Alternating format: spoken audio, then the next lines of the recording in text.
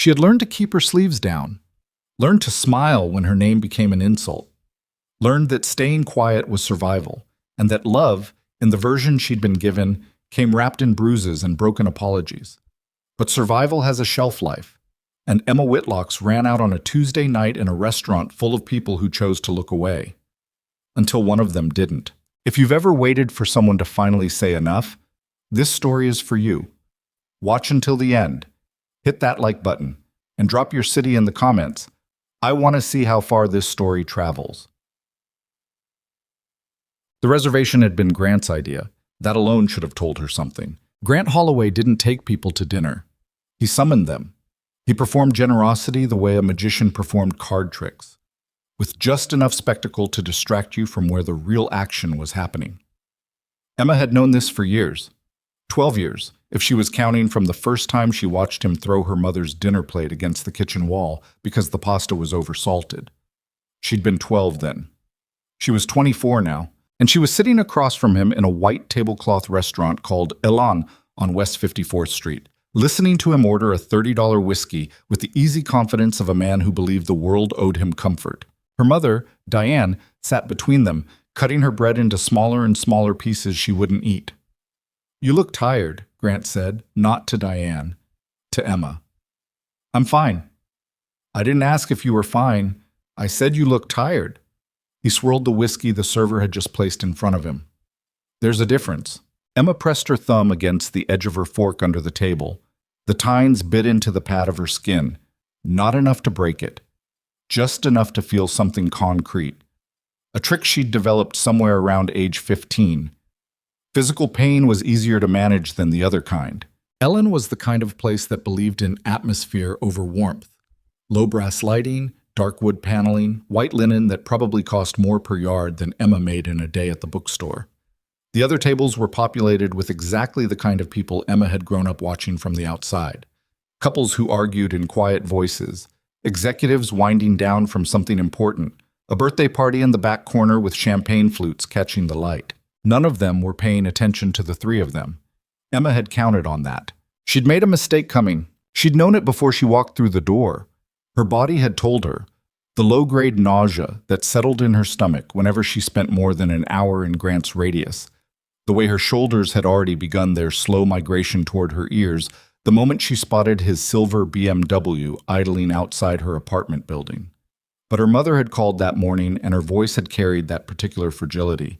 That specific hollowness that meant things at the brownstone on Archer Street were bad, and Emma had not been able to say no. She never could. That was the whole problem, distilled into a single character defect. "Your mother tells me you're thinking about applying for some management position at that store," Grant said.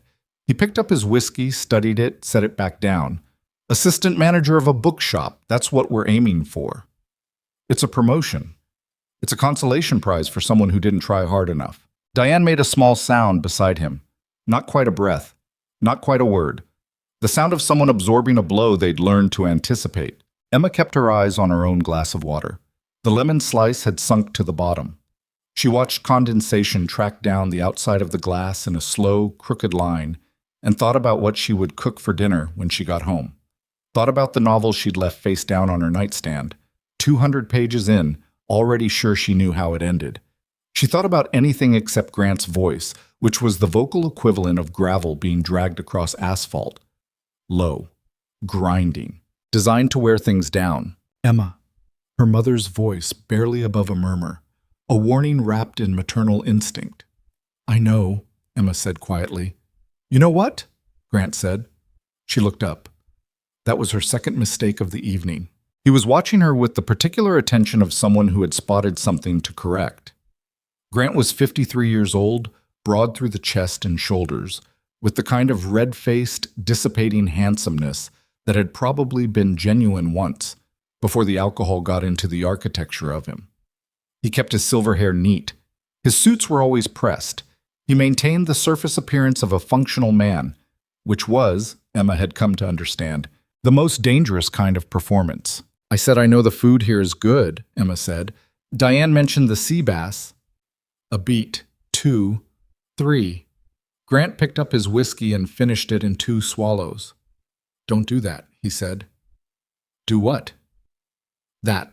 The redirect. You do it every time I say something you don't like. You change the subject and make that face like you're the reasonable one. He set the glass down precisely, in the exact center of its ring on the tablecloth. It's insulting. Grant, Diane said, I'm not talking to you. The sentence had no particular volume to it. It didn't need to. It landed with the practiced accuracy of something said 10,000 times before, in 10,000 different kitchens and living rooms and hallways, until it had been reduced to its purest form. An instruction, not a sentence. Stop existing in this moment. I have not given you permission to speak. Diane's hands went still on her bread plate. Emma felt the heat rise behind her breastbone. She recognized it. She'd spent most of her adult life managing it, banking it down the way you bank a fire when you need it to last through a cold night. The anger was always there. She'd learned that expressing it only made things worse, only gave Grant a narrative to operate inside. Well, look at her. Hysterical, overreacting, you see what I deal with? So she held it. She always held it. The server came by. A young woman in her mid-20s, close to Emma's age, with efficient movements and the particular practiced neutrality of someone who'd seen 1,000 dinners exactly like this one. She refilled the water glasses, asked if they were ready to order, and disappeared again when Grant said they needed a few more minutes. Emma picked up her menu. The words blurred slightly. She blinked. She should go. She should look at her mother, telegraph something with her eyes, and they should both get up and walk out of this restaurant and never come back. She'd thought about this scenario more times than she could count. The clean, decisive exit, the moment of refusal. It lived in her head with extraordinary clarity, this other life where she and Diane walked out the door together and didn't stop walking. But then she looked at her mother's hands, the slight tremor in them, the way Diane held herself so carefully, like a person moving through a space full of invisible tripwires. Emma stayed. She stayed because her mother wasn't ready. She stayed because Grant controlled the brownstone Diane had lived in for 20 years, because Diane's name wasn't on the mortgage, because her mother's employment history had been systematically undermined over the course of a 2-decade marriage, until the idea of leaving felt less like liberation and more like free-falling off a building. Emma understood these things in the precise, granular way of someone who had spent years researching exits without ever using one. She ordered the pasta when it was her turn. Grant ordered another whiskey and the ribeye, rare. Diane ordered the smallest thing on the menu and apologized for the inconvenience. The restaurant filled up around them. The birthday party got louder. A jazz quartet set up in the far corner and began to play something soft and sophisticated that Emma couldn't name. The candle at the center of their table threw shifting shadows across Grant's face, and Emma watched him drink and thought about how much space a person could occupy without technically doing anything illegal. Then her phone buzzed. She reached for it automatically, and Grant's hand came across the table and covered hers. Not violently, not yet, just firmly. Enough. We're at dinner, he said. It might be the store. It's not the store. It's 9 o'clock at night. He didn't move his hand. Put it away. She put it away. She felt the familiar sick clenching in her gut. Not quite shame, not quite rage, something that lived in the basement of both emotions and refused to identify itself clearly. The evening continued. By the time the entrees arrived, Grant was on his third whiskey and operating in that particular register she knew better than anything. Not drunk, not sober, but suspended in the mean-tempered middle distance that was worse than either. His eyes had a flat quality to them. His voice had dropped half a register.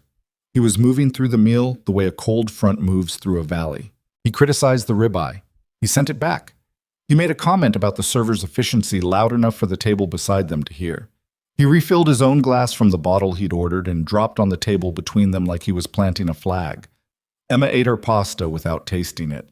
Diane excused herself to the restroom and Emma watched her go and counted the seconds, because this was the window. This was always the window. The brief interval when Grant's attention had to recalibrate, when there was a slight loosening in whatever atmospheric pressure he exerted over every room he occupied. Emma had learned to use these windows carefully, to breathe inside them. She's getting worse, Grant said. Emma looked at him. Your mother, she's getting more fragile, she's not sleeping. He cut a piece of the returned ribeye, studied it. She cries at things. She dropped a cup last week and stood there apologizing to the floor for 30 seconds. He put the piece of meat in his mouth and chewed slowly. It's pathetic. She's anxious, Emma said carefully. I know why she's anxious. Then you know what would help. He looked up from the plate, the flat-eyed look. What was that? Emma's hand found the fork again under the table. The tines, the small pressure. I said she's been anxious for a long time and she probably needs support. That's not what you said. It was close enough. She held his gaze and did not look away and felt her heart doing something percussive and erratic behind her ribs. This was the other part of the window. The few seconds before Diane came back when the dynamic between them could briefly become something other than triangulated, when it was just the two of them and the long, unspoken negotiation they'd been running for 12 years. Emma was aware in this moment that she hated him, fully and without ambiguity. She didn't reach for it or indulge it. She just acknowledged it the way you acknowledge a weather system. This is what it is. This is what it does. There is no point in arguing with it. You always were too much like your father, Grant said, whatever he was, whoever he was. She'd made a mistake looking at him. She'd made a worse one speaking. I wouldn't know, she said. He left. Smart man. And then Diane was back, settling into her chair with the careful movements of someone resettling a wound, and the window closed, and the table became a three-person arrangement again, and Emma returned to the business of getting through the next hour. She almost made it. The incident began not with a shout, but with stillness, the particular held breath quality that preceded bad weather. They were on dessert, which Emma wasn't eating, and Grant had finished the bottle, and Diane had made the error of asking the server for the check before Grant indicated he was ready to leave. A small thing. The kind of small thing that in a functional household would be nothing. A logistical miscommunication, a minor preference disagreement, immediately forgotten. But in the atmospheric conditions of a Grant Holloway evening, small things were not small. They were tests, and you had just failed one. I'll ask for the check, Grant said to Diane, with absolute quietness. I thought we were done. I'll ask for the check. Grant, she was just trying to... Emma started. He moved. She didn't see it as a deliberate decision. His hand came across the table and closed around her wrist. The right one, which was bad, because that was the worst one. And he turned it. Not hard enough to be assault and not gently enough to be anything other than what it was, and the sleeve of her blouse pulled back 2 inches, and the restaurant's candlelight found the bruising on the underside of her forearm that she'd been wearing for the past 8 days and had stopped thinking about the way you stop thinking about wallpaper. Emma went still. The table beside them had gone quiet. The jazz quartet played something lilting and oblivious. Let go, Emma said, very quietly. Grant wasn't looking at her arm.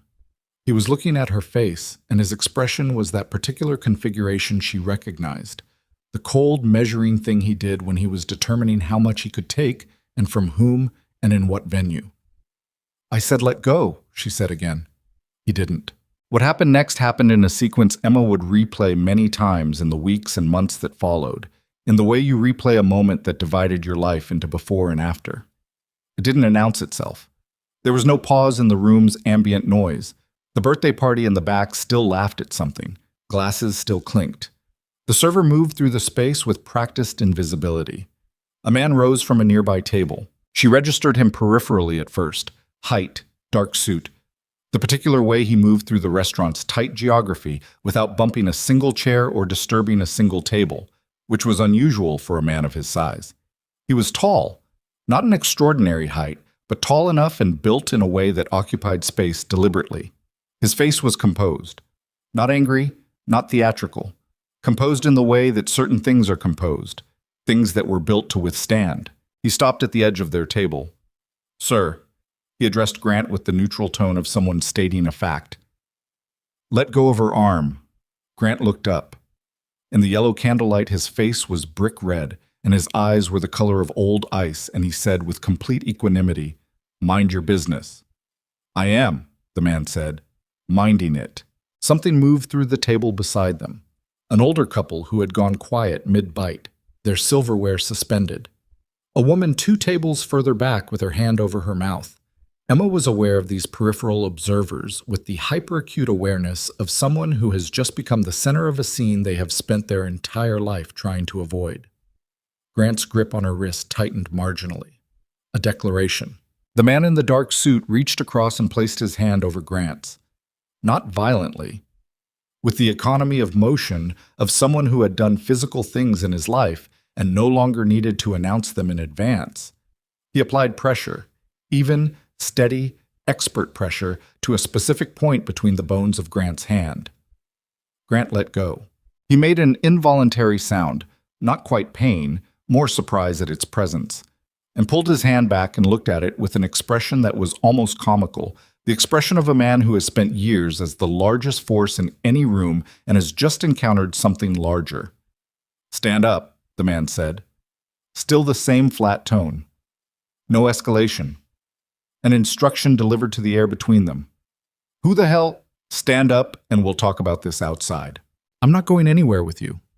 "Then you'll stay here and the next thing that happens will be in front of everyone in this restaurant." He paused. "Your choice, but make it quickly." Grant stood. Emma hadn't expected that. She thought she had run the scenario so quickly in her mind's eye that Grant would escalate, that he would make it loud, make it a spectacle, drag everyone into it on his terms. That was his operational preference, the crowded arena where he could control the narrative. But there was something in the other man's bearing that bypassed Grant's usual calculations. Something that went around the theatrical layers of Grant's self-presentation and addressed whatever was underneath directly. Grant stood and they walked, the taller man slightly behind and to the right, unhurried, toward the restaurant's front entrance. And Emma sat very still at the table, with her exposed wrist on the white tablecloth and her sleeve still pulled back and the bruising visible in the candlelight to anyone who looked, which was, she realized, everyone who was close enough, and which she had not consciously acknowledged in 3 weeks. Diane made a small sound. "I'm okay," Emma said, not because she was certain of it, but because the alternative to saying it was not saying it, and that felt like a thing she couldn't afford. Outside, through the restaurant's front window, she could see them, the 2 men on the pavement, in the amber wash of the street lighting. Grant was talking. She could see the aggressive geometry of his posture, the forward lean, the chin.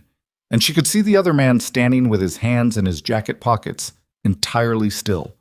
And somehow that stillness was more threatening than anything Grant was projecting. She watched Grant grab the other man's jacket. She watched what happened next with a clear, quiet sense of unreality. The other man moved once, in a way that was too quick and too precise for Emma to fully track, and then Grant was sitting on the pavement outside the restaurant with his back against the decorative planter beside the entrance, and the other man was standing above him, and nothing else was happening. Grant looked up from the ground with an expression that Emma, who had spent 12 years cataloging his emotional register with survival-level precision, had never seen on his face before. He looked genuinely uncertain. He looked like someone who had just run into a wall they hadn't known was there. Inside the restaurant, the birthday party kept going.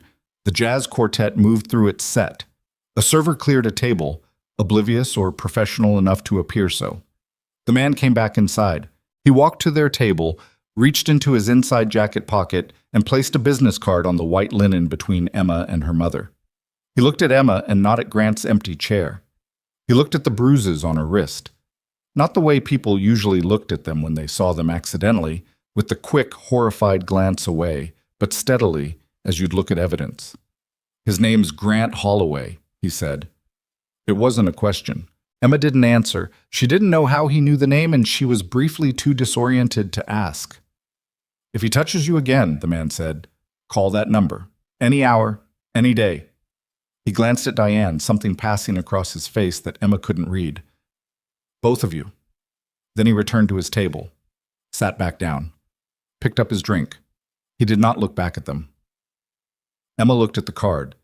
It was a plain white card, heavy stock with a phone number and 2 words in clean serif type. Lucian Ashcroft. No title, no company, no email, just the name and the number, as if both were sufficient. Grant came back inside 2 minutes later. He walked to the table with the deliberate, controlled gait of a man reacquiring his composure, and he sat down, and he straightened his jacket, and he said nothing. He looked at neither Emma nor Diane. He looked at the candle, and his jaw worked once and then went still. Emma became aware, in the silence that followed, that something had shifted, not fixed. Nothing in the fundamental architecture of the situation had changed. Grant was still Grant. The brownstone still existed. Her mother's name was still absent from every document that mattered. But something in the equilibrium had moved, like a bone resetting, painful, structural, necessary. She pulled her sleeve down. She picked up the card. She put it in her coat pocket against the seam, where it sat with the density of something heavier than cardboard. Grant called for the check himself, in silence. The server brought it, and he paid without theater, and they stood and gathered their things, and the three of them walked out of the restaurant into the October cold. The planter by the entrance was just a planter again. The pavement was just pavement. On the sidewalk, Grant took Diane's arm with the proprietary grip of someone reclaiming an object, and Diane went because that's what 12 years of this had made her. And Emma stood on the street and watched them walk toward the car and felt the card in her pocket like a coal. Emma. Grant without turning. A summons. She didn't move. He stopped. Turned. In the orange streetlight, his face was unreadable. You coming? She stood on the sidewalk outside a lawn on West 54th Street on a Tuesday night in October with traffic moving past, and her coat buttoned against the cold, and she felt something very clear and very unfamiliar moving through her chest. It wasn't courage exactly. It was more primitive than that. The sound a thing makes when it finally breaks along a line it's been developing for years. No, Emma said. Grant blinked. He actually blinked, the way you blink when you've misheard something. What? I'm not coming. She watched him recalibrate.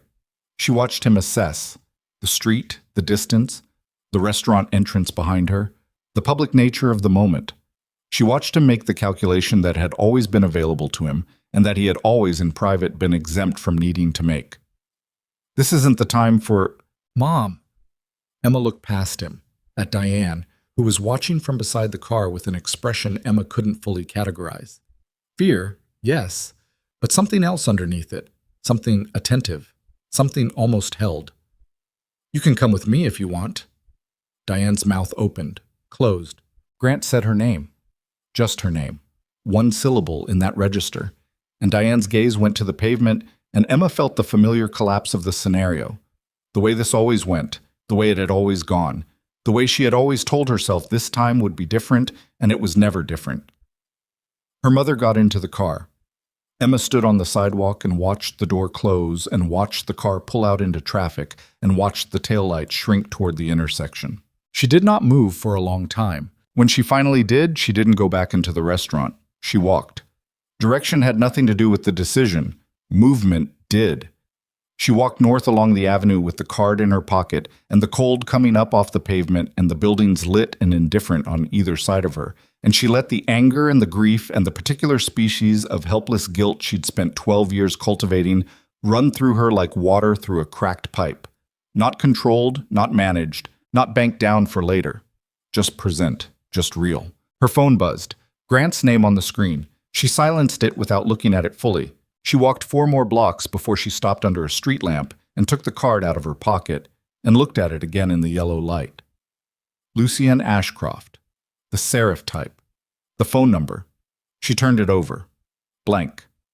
She held it between her thumb and forefinger and tried to organize what she knew about the man it belonged to, which was essentially nothing. His name, his face, the efficiency with which he'd applied pressure to a specific point in Grant's hand, the flatness of his voice, the way he'd looked at her wrist, not with pity, not with the kind of performative discomfort that people used to protect themselves from having to act. With the look of someone assessing a situation and determining what could be done about it. She thought about calling the number. Then she thought about calling the other number, the one in her phone under the contact name she'd saved 3 months ago after doing 45 minutes of research on her lunch break, the women's shelter on the east side that she'd never dialed. She stood there under the street lamp for 9 minutes. She counted them. Then she called the shelter. The voice that answered was matter-of-fact and warm in equal measure. Her name wasn't asked for immediately. The first question was whether she was safe right now, in this moment. Emma said yes. The woman on the phone said good. She said to take her time. Emma stood under the street lamp and the October city moved around her, and she told a stranger on the phone more of the truth in the next 6 minutes than she had told anyone in the last 12 years. When she hung up, she had a time and an address for the following morning. She put the shelter's number and Lucy Yen's card back into her coat pocket, side by side. She stood for another moment in the light, breathing. Her reflection caught in the dark window of the closed business behind her. A young woman with her coat belted tight and her face tilted up slightly, as though testing the air for something. She looked like someone at a beginning. She hadn't identified it yet. She hadn't had the language. She walked to the subway and went home to her apartment and sat on the edge of her bed for a while without turning on the light. And she thought about her mother in the car, and about the sound a bone makes when it resets, and about a man who had stood up in a room full of people who had chosen not to. She did not sleep well, but she slept. That was something. That was more than Tuesday night had promised when it started. 3 days later, she was shelving the new fiction arrivals at the back of Harding and Clay booksellers on Amsterdam Avenue when she looked up and found Lucien Tichous Ian Ashcroft standing 15 feet away, examining the biography section with apparent genuine interest. She stopped with a copy of a debut novel half-shelved in her hand and stared at him for a moment before he looked up. He registered her without surprise, which was its own kind of disorienting. "You're following me," she said. She said it directly, without preamble, because the situation seemed to call for directness, and she had, over the past 72 hours, been developing an uncharacteristic appetite for it. "I'm looking at a book."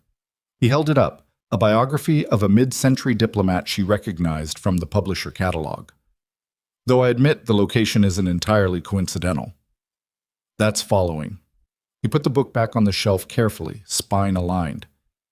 "I've been monitoring Grant Holloway's movements. His address is 3 blocks from here." He said this with the flat informational quality he seemed to apply to everything. "I wanted to make sure he hadn't redirected his attention." Emma finished shelving the novel. She kept her hands busy because it gave her something to do with the complicated set of feelings that arose when she tried to process what he'd just said. "You've been monitoring him," she repeated. "Is that alarming?" "I don't know yet." He almost smiled. It was the kind of almost smile that lived entirely in the eyes, brief and dry. "Fair answer." "Why?" Emma said. "Why would you do that? You don't know me." He was quiet for a moment. Around them, the bookstore conducted its afternoon business. A mother with a stroller browsing the children's section. A college student asleep over a textbook at one of the reading tables. The quiet percussion of a keyboard from the register up front. "I know what I saw at the restaurant," he said. "Sometimes that's enough." Emma looked at him. She was a practiced reader of people. You develop that skill in self-defense, growing up in the atmospheric conditions of a Grant Holloway household, and she studied him the way she'd study an unfamiliar text, trying to find the subtext, the angle, the thing underneath the surface presentation that would tell her what he actually wanted. She found it harder than usual. "My manager's going to wonder why I'm having a conversation in the biography section," she said. "Then have dinner with me instead," he said. "Somewhere public. Somewhere you choose." "I don't know anything about you." "You know my name and my phone number, and that I can remove a man's hand from someone's wrist without causing permanent injury." He paused. "Most people know far less about the people they agree to have dinner with." "Most people haven't had the week I've had." "No," he said. "They haven't." She looked at him for another moment. Outside the bookstore window, Amsterdam Avenue moved through its mid-afternoon rhythms. A bus pulling away from the stop, a delivery truck double-parked, 2 women with coffee cups gesturing at each other over something urgent and probably minor. "I'll think about it," she said. "That's all I'm asking." He bought the diplomat biography. She rang him up at the register and did not make small talk, and he did not push for any, and he left the store with the book tucked under one arm and walked south, and she watched through the window until the crowd absorbed him. Her coworker Marcus appeared at her elbow with a returns cart and said, "Who was that?" "A customer," Emma said. Marcus looked at the door where Lucien had exited.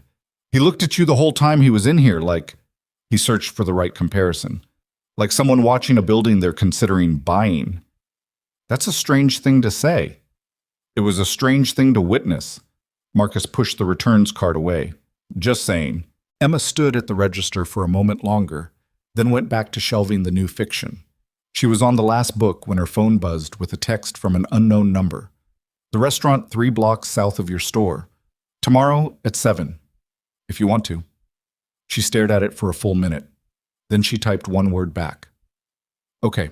She wasn't entirely sure what she was agreeing to.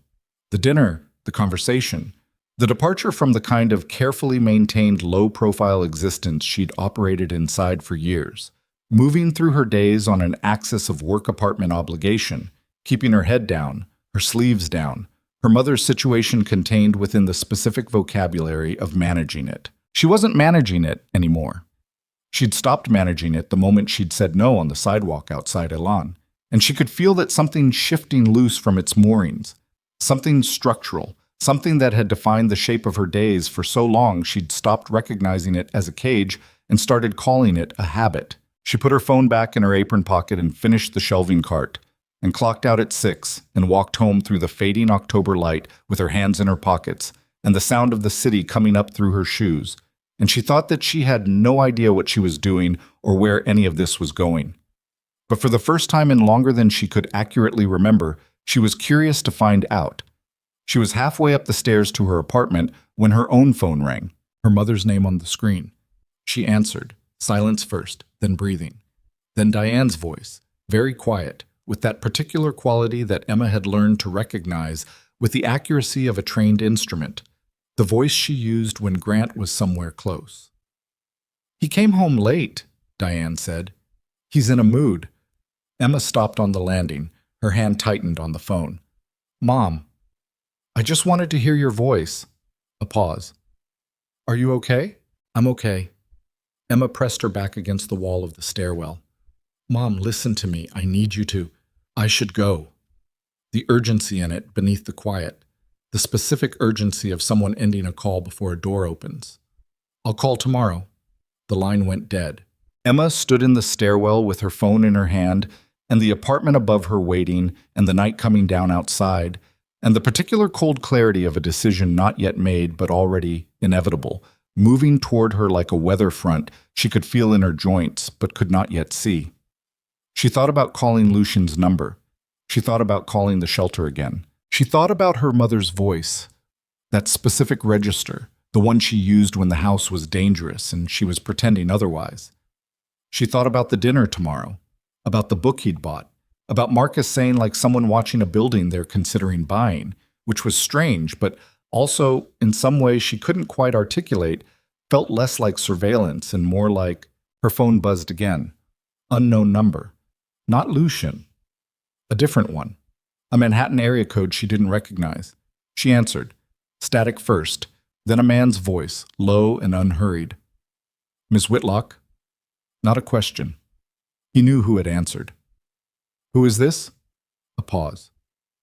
"Someone who has a mutual acquaintance with a man named Lucien Ashcroft," the voice said, "and a friendly piece of advice for you, before you get in too deep." Emma's hand tightened on the phone. "Whoever that man told you he is," the voice said, "he's only half right." Emma stood in the stairwell for another 4 seconds with the phone pressed against her ear, listening to the empty air where the voice had been. Then she hung up. She stood very still. The stairwell smelled like old carpet, and the takeout someone on the second floor had ordered an hour ago. The overhead bulb buzzed with the faint, irregular frequency that the landlord had been promising to fix for 3 months.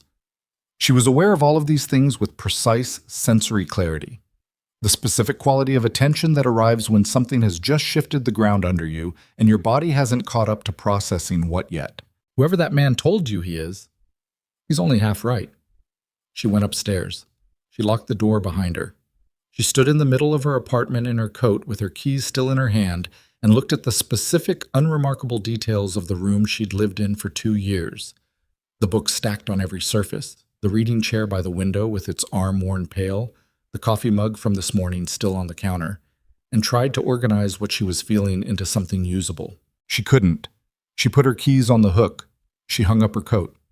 She sat down in the reading chair without turning on the additional lamp and let the low evening light come through the window and thought about the call.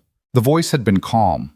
No threat in it, no urgency, nothing that pushed, just the flat delivery of someone stating a known fact, which was, in Emma's experience, considerably more unsettling than if it had been theatrical. Theatrical she knew. Theatrical was Grant's register. The raised voice, the slow escalation, the performance of anger deployed strategically. This had been none of that. This had been the conversational tone of someone who believed they had something you needed to hear and was not particularly invested in whether you believed them. She thought about calling Lucien. She thought about not calling Lucien. She thought about calling the unknown number back. She did none of these things. She sat in the chair until the light was fully gone, and then she got up and made tea. She didn't drink, and went to bed and lay in the dark with her eyes open and her mother's voice running on a loop somewhere behind her thoughts. I should go. I'll call tomorrow. And the particular quality of the silence after the line cut out. She slept eventually. Not well, but enough. The restaurant Lucien had texted her about was called Sable, and it was not the kind of place she would have chosen herself, which was probably the point. A narrow room in the West 50s, 12 tables at most, the lighting set low enough to be intimate without being conspiratorial. The kind of place where the servers knew the regulars' drink orders before they sat down, and the menu didn't have prices, because if you needed to ask, the address on the reservation was a mistake. Emma arrived 7 minutes early and told herself this was not a statement. She sat at the table and ordered water and looked at the room. 12 tables, 2 emergency exits, the front she'd come through, and what appeared to be a kitchen egress at the rear behind a half wall. 7 other diners currently seated. No one she recognized. No one paying particular attention to her. She was doing this, cataloging exits, scanning faces, and registering the fact that she was doing it, which was new. She'd always had the reflex, the low-level threat assessment that came from growing up in an environment where you needed to know where the doors were. But she'd never before caught herself running it consciously, like a process she'd chosen rather than one installed by circumstance. Lucien came in at exactly 7. He spotted her immediately, which meant he'd looked for her, and moved through the room with the same unhurried efficiency she'd clocked at Elan. He sat down across from her, shrugged out of his jacket, and picked up the menu without theater. "You came," he said. "I said I would. People say things." He looked at the menu. "They don't always follow through." Emma put her hands in her lap under the table. "Someone called me last night after you left the store." He looked up from the menu. "Unknown number," she said. "Male voice. He told me you were only half of what you say you are." Lucien set the menu down. He did it with care, aligning it with the edge of the table, and then he looked at her with the same steady, evidence-assessing quality he'd brought to her bruised wrist in the restaurant, and he said nothing for a moment. "Did he give a name?" he said. "No." "Describe the voice." "Calm, unhurried, no accent I could place." She watched his face. "You know who it was?" "I have a working hypothesis." His jaw moved once. "I'm sorry. That shouldn't have happened." "What shouldn't have happened is someone calling my personal number with a warning about a man I'd met once." She kept her voice level. "How did he get my number? If I'm right about who it is, he has access to things he shouldn't." Something moved behind his eyes. Not quite anger, more contained than that. The particular look of someone reacquiring a problem they thought they'd put a distance between themselves and... His name would be Victor Serrano, and if it was him, the call wasn't friendly advice. It was positioning. Positioning for what? The server came. They ordered. Lucien ordered without looking at the menu again, from memory, which told Emma he'd been here before. She ordered the first thing she'd identified as uncomplicated and wouldn't require her full attention to eat because her full attention was already occupied. When the server left, Lucien turned his water glass in his hands once and said, "How much do you want to know?" Emma looked at him. "Everything that's relevant. Some of it may change how you feel about sitting here." "I'm already sitting here." He was quiet for a moment. The restaurant moved around them with its discreet, curated warmth. "My family built an import-export business starting in the mid-'80s, he said. "My father built it, and for the first decade or so it was legitimate. Freight, logistics, distribution. There are photographs of him at ribbon cuttings, shaking hands with city officials, the whole performance." He paused, and then the business changed. The logistics network became useful for other things. The people my father did business with changed, and then the business was something else entirely while still looking, from the outside, like a logistics company. "Organized crime," Emma said. "That's the clean version of it, yes." "And the less clean version?" He met her eyes directly. My father moved product, money, and occasionally people across borders for organizations that had the kind of authority that comes from making problems disappear. He did it successfully for 20 years. When he died, I inherited the company and the relationships and the debt structure that made leaving those relationships a complex proposition. Emma absorbed this. How complex? Complex enough that I spent 3 years restructuring before I could begin cutting ties without precipitating the kind of response that ends careers or people. He said people flatly, without inflection, as though it were not the most significant word in the sentence. Victor Serrano was my father's primary partner on the Eastern Seaboard operations. He believes, with some historical justification, that the business was built on a structure he helped architect, and he does not accept that I have the right to dismantle what he helped build. Emma was quiet for a moment. And do you have the right? He looked at her steadily. It's my company, my name, my choice to make. That's not what I asked. Something shifted in his face. It was slight, brief. The micro-expression of someone recalibrating their read of the person across the table from them. Legally, yes, he said. Morally, that's a harder conversation. Why? Because I benefited from what my father did. I was educated with that money. I lived well because of that money. I didn't know, early on, the full nature of it. And by the time I did know, I'd already been the beneficiary for long enough that claiming clean hands would be its own kind of dishonesty. He picked up his water glass. So I'm not claiming clean hands. I'm claiming that I'm trying to build something cleaner. That's a different thing. Emma looked at him for a long moment. The candle between them threw its unsteady light. And Serrano called me to warn me away from you. He called you to demonstrate that he can reach you, Lucien said. The content was secondary. The message was that he knows you exist, knows your number, and knows that you spent time with me. That's what he wanted you to understand. The food arrived.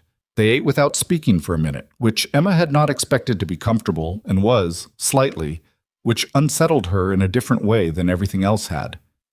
Why did you come to the restaurant that night? She said. Alain, you weren't there by accident. I was there by accident, he said. I was having dinner. I wasn't following you. I didn't know you existed before that night. But you knew Grant's name the next morning.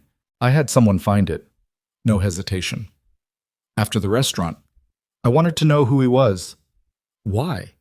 He set down his fork, looked at her with that directness again, the quality of it slightly unsettling in its consistency. Most people, in Emma's experience, delivered their eye contact in varying quantities depending on the difficulty of what they were saying. Lucien seemed to apply the same steady quantity to everything. Because I know what that looked like, he said, and I know what comes after it if no one pays attention. A pause, something in the way he'd said it. Personal experience, Emma said. Not a question. My mother, he said. Not my father, if you're assembling the obvious picture. My father's behavior was mostly reserved for business. A different man came into our lives when I was 11. He was gone by the time I was 14, but he picked his fork back up. 3 years is enough to know what it looks like. Emma sat with this for a moment. What happened to him? He left, Lucien said. Under pressure, I applied, to the extent a 14-year-old can apply pressure, which is less than I wished at the time. A pause. More than nothing. She thought about a 14-year-old doing whatever he'd been able to do. She thought about her own 12-year-old self watching a plate hit a kitchen wall and deciding the safest thing to do was nothing. I wanted to ask you something, she said. Go ahead. The efficiency, the restaurant, and then what you did outside. She held his gaze. Where does that come from? And I want a real answer, not a resume. He almost smiled again. It went to the same place it had gone in the bookstore.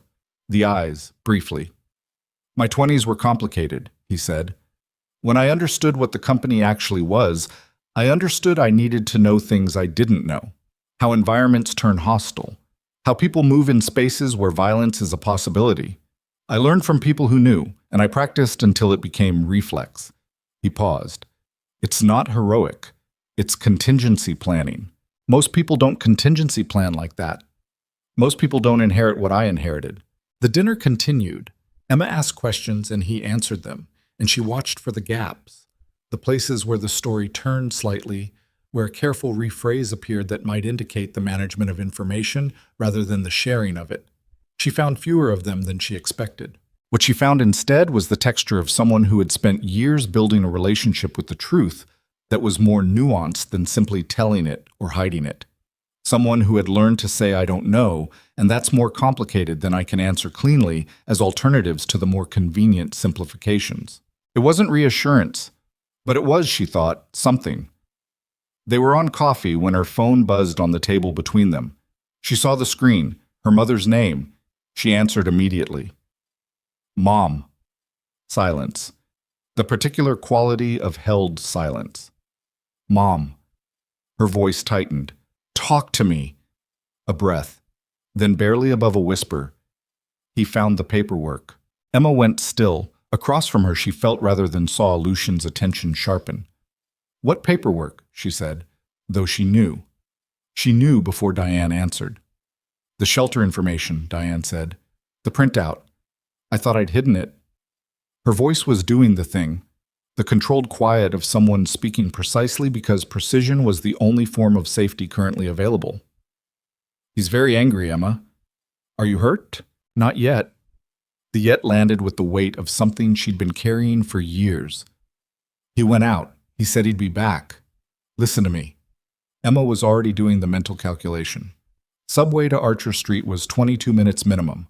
Car would be faster, but she didn't have one. Cab was variable. I'm coming. I need you to go somewhere in the house that locks. The bathroom. Take your phone.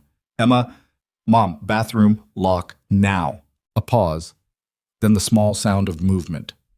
He'll be back in an hour, Diane said. Maybe less. I'll be there before that. She was already pushing back from the table. Don't open the door for anyone until I call you back. She hung up. Looked at Lucien. He was already picking up his jacket. You don't have to, she started. I have a car 2 blocks from here, he said. Archer Street is 40 blocks north. We can be there in 12 minutes. She looked at him for one moment. The specific quality of the moment, its weight, what accepting it would mean. And then she said, let's go. The car was a dark sedan with a driver named Rael, who did not ask questions and navigated the mid-evening traffic with the competence of someone for whom urgency was a regular condition. Emma sat in the back with her phone in her hand and her jaw tight and watched the city move past the window while Lucien sat beside her and made one call in a low voice, in English, that she couldn't fully parse, but which appeared to involve instructions to someone who knew who Grant Holloway was and where he currently was. You have people watching him, Emma said when he hung up. I had people keep track of his patterns after the restaurant, Lucien said. He left the Archer Street house 40 minutes ago. Current location is a bar on 183rd Street. He paused. He's been there for 35 minutes. Emma stared at him. You've been tracking him? Yes. Without telling me. I didn't know how to bring it up in the bookstore. He held her gaze. I'm telling you now. She turned back to the window. 12 years of Grant Holloway had given her an extensive vocabulary for the specific anger she felt right now.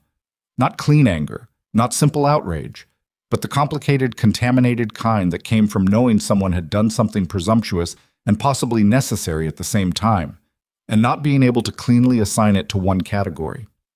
Next time, she said, tell me. Yes, he said. No qualification, no defense. They pulled onto Archer Street at 7 minutes past 8. The brownstone was the 4th from the corner, a narrow, red-faced building with a light on in the second-floor window that Emma knew was the bedroom. The front stoop was empty. She was out of the car before it fully stopped. She had her key out. She went up the stoop and through the front door and up the interior stairs with her heart doing the thing it always did in this building. The accelerated, heavy rhythm that 12 years of conditioning had written into her body's response to this address. And she knocked on the bathroom door at the end of the second-floor hall. Mom, it's me. The lock turned. The door opened. Diane was sitting on the edge of the tub in her work clothes, shoes still on, with her phone in her lap, and her face carrying that specific arrangement of features Emma had seen 1,000 times and never stopped finding devastating. The careful blankness that was not the absence of feeling, but the management of too much of it.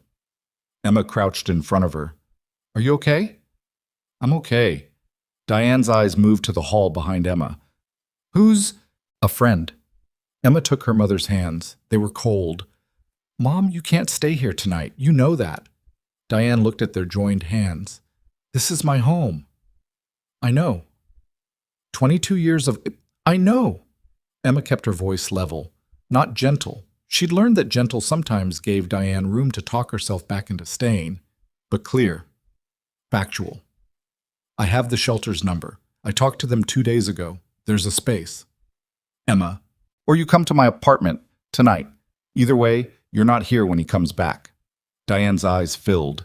She blinked, and the tears tracked, and she made an impatient gesture at them, brushing them away with the backs of both hands, which was so characteristic, her mother's frustration with her own emotion, the lifelong habit of apologizing for feeling, that Emma had to look away for a moment at the bathroom wall. From downstairs, the sound of the front door. Both of them went still. Diane's hand gripped Emma's wrist. Steps in the entry. Heavier than usual. Not the carefully moderated performance of normalcy that Grant sometimes deployed when he was building pressure. These steps had the blunt, imprecise quality of someone not moderating anything. He'd come back early. Emma stood. She positioned herself between her mother and the bathroom door. Automatic, instinctive, the same positioning she'd learned at 12. She heard him on the stairs. She heard him stop on the landing. Diane! The voice through the door, flat, no temperature in it. Emma said nothing. Diane made no sound. I can see the light under the door. A pause. Open it. Emma looked at her mother.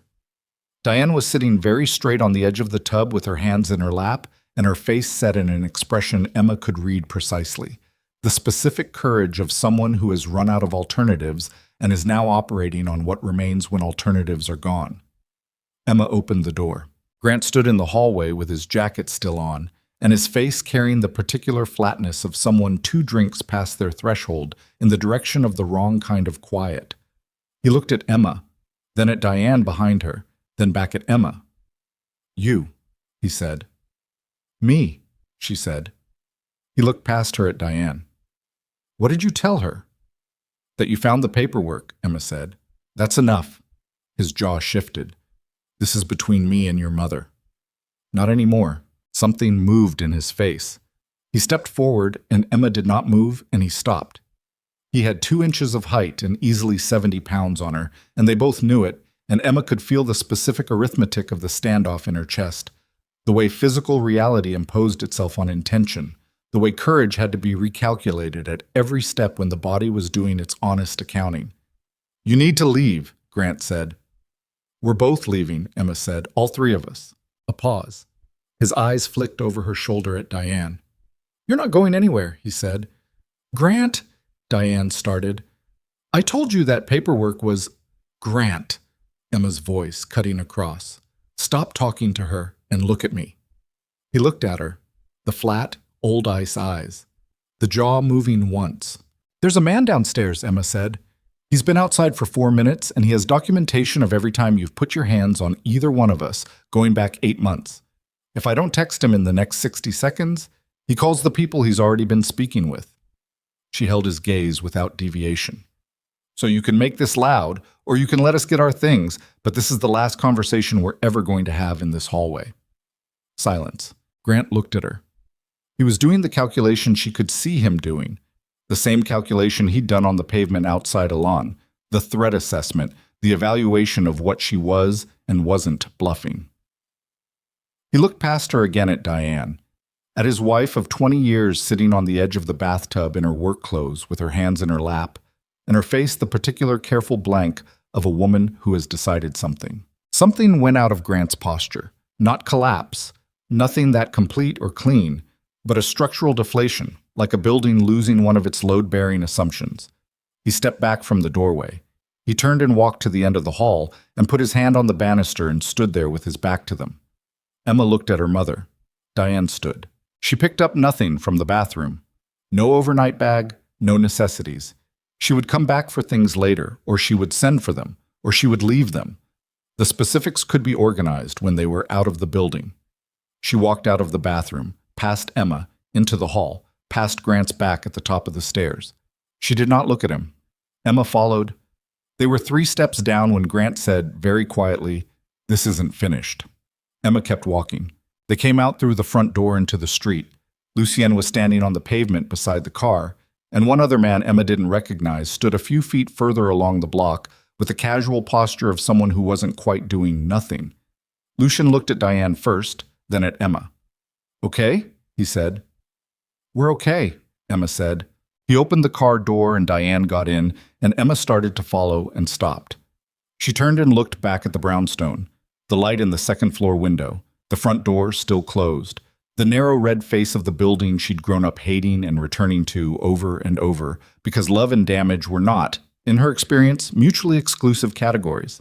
And because leaving required the kind of completeness of conviction that was hard to maintain when the evidence against staying was theoretical and the pull of the familiar was entirely, exhaustingly real. The pull wasn't entirely gone, even now. That was the true thing she couldn't quite say out loud, that walking away from this address, this time, this night, her mother beside her, someone's car waiting at the curb, did not produce the clean, cinematic flood of liberation she'd imagined during the years she'd planned it.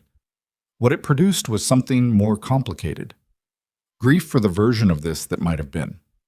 Exhaustion so deep it had its own specific weight, and underneath all of it, quiet and cold and clear as the October air, the recognition that complicated did not mean wrong. She got in the car. They pulled away from Archer Street, and Emma watched the brownstone recede in the side mirror until the block turned and it was gone, and then she sat back and looked at her hands in her lap, and she became aware after a moment that her mother was crying silently beside her.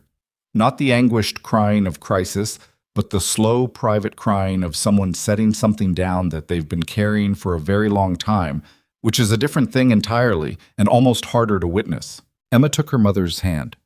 They rode in silence through the city. It wasn't until they delivered Diane to the shelter and Emma had sat with the intake coordinator for 40 minutes and walked her mother to the room she'd be in for tonight and hugged her for a long time in the doorway. Her mother, who smelled like the same soap she'd used for 20 years and who felt smaller than Emma remembered her being. Or maybe that was just the absence of the performance of holding herself upright in a house that required it, that Emma came back out to find Lucien waiting in the lobby. "Thank you," she said. He shook his head slightly, not dismissing it, just not requiring it. They came out into the street. It was almost 11. The city had shifted into its later register. Quieter, not quiet. The sounds different in quality. Emma stood on the pavement and took a breath and let it out slowly. "I need to ask you something," she said. "Go ahead." "The federal investigators." She watched his face. "You're already talking to them, aren't you? About Serrano and the rest of it."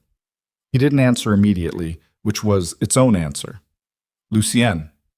"Yes," he said. "I have been. For a while now." Emma looked at him, at the streetlight catching the planes of his face, at the particular quality of stillness he had, which she'd originally read as composure, but was now beginning to understand was something slightly different, the stillness of someone who had made a decision of enormous weight and was living in the aftermath of it, which required a kind of daily steadiness that went beyond temperament. "So when Serrano called me," she said slowly, "he already knew you were cooperating." "He suspected," Lucien said. "The call to you was to confirm whether I was attaching personal complications to the situation, whether I had something that could be used as leverage against me." A pause. "Something that could be threatened." Emma stood with this for a moment. The October cold came off the pavement and the buildings, and she could feel it through her coat now. A low, ambient chill that had been there all evening and that she was only just registering because she'd run warm through all of it on adrenaline and focus. "So by being near you," she said, "I have already become a target." He didn't try to reroute the sentence. "It's possible," he said. "I want you to understand that before anything else." She thought about this call last night. The calm voice. The specific, unhurried delivery of someone who wanted her to understand that he knew she existed. She thought about her mother tonight, in a shelter room for the first time in 20 years of wanting to leave. She thought about the 12-year-old version of herself deciding that the safest thing to do was nothing, and the 24-year-old version of herself saying no on a sidewalk while a car pulled away. "I've been a target in my own house my whole life," Emma said. "At least now I know the threat has a name." Lucien looked at her. Something moved in his face that wasn't quite the almost smile. Something older and less contained than that. Her phone rang. She pulled it out. Unknown number, but not the one from last night. different last four digits. She answered. Silence. Then a sound she recognized. Her mother's breathing. Wrong. Too fast. Too shallow. Mom? You're at the shelter. What? I'm not at the shelter. Diane's voice.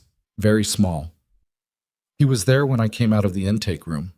He was waiting in the lobby, Emma. I don't know how he knew. The line cut out. Emma looked at the phone in her hand, looked at Lucian. He has someone inside the shelter, she said, and felt the ground shift under everything they had built tonight into something that required a completely different kind of steadiness than what she'd been operating on. Something she wasn't sure she had, and would have to find anyway, because the alternative was her mother alone in the city, with a man who had just demonstrated that there was no door she could close, that he couldn't find his way to the other side of. Lucien was already on his phone before Emma finished the sentence. He spoke in the clipped, sequential shorthand of someone issuing instructions to people who didn't require explanation. 3 sentences, a pause to receive confirmation, 2 more sentences. And then he lowered the phone and looked at Emma with the focused, operational quality she was beginning to recognize as his version of urgency. It didn't look like panic. It looked like a machine shifting gears. Rael's still on the block, he said. We need to go back inside. My mother is in the building. Grant can't take her out of a shelter without creating a scene that brings staff. He's applying pressure, not executing a plan. He held the door. We go back in, we find her. We move her somewhere he doesn't know about. But we need to do it in the next few minutes, before he decides the lobby isn't working. Emma went back through the door. The shelter lobby was a functional, fluorescent-lit room that managed to be both institutional and carefully humanized. A mural on one wall done by what appeared to be the resident children, a rack of donated coats by the entrance, 2 sofas that didn't match but were clean. The intake coordinator who'd processed Diane 45 minutes ago was standing at the far end of the reception desk with her arms crossed and her face carrying the expression of someone managing a situation they'd managed versions of before. Grant was not in the lobby. Emma scanned the room, a woman with 2 small children on one sofa, the children asleep, the mother not. A man in a security uniform by the inner door who was young and clearly uncomfortable. No Grant. Where is he? Emma said to the coordinator, whose name tag read Yvette. He left 2 minutes ago, Yvette said. She was a large woman in her 50s with reading glasses pushed up on her forehead and the bearing of someone who had not been surprised in a professional context for a decade. When I told him there was no one here by that name and that this facility did not confirm or deny residence, he stood there for a while and then left. He had someone tell him she was here. Yvette's expression moved slightly. That's a serious allegation. I'm not alleging anything. He knew she was here 20 minutes after she arrived. Either he followed us, which I'd have seen, or someone told him. Emma held the woman's gaze. I need to know which one. A pause. Yvette looked at Lucian. The brief, assessing look of someone determining what category of person they were dealing with, and then back at Emma. There's a protocol for this, she said. I need to make some calls. Make them, Emma said. But first tell me where my mother is. Diane was in a back room off the main corridor, a staff break room with a table and 4 chairs and a coffee maker, sitting across from a younger staff member who'd clearly been tasked with keeping her company. She looked up when Emma came in, and the specific relief in her face was so complete and unguarded that it was almost painful to look at directly. Emma sat across from her. Are you hurt? No. Diane shook her head. He came in and stood there and looked at me and didn't say anything for, 30 seconds. And then he said my name, just my name, and then the woman at the desk came over.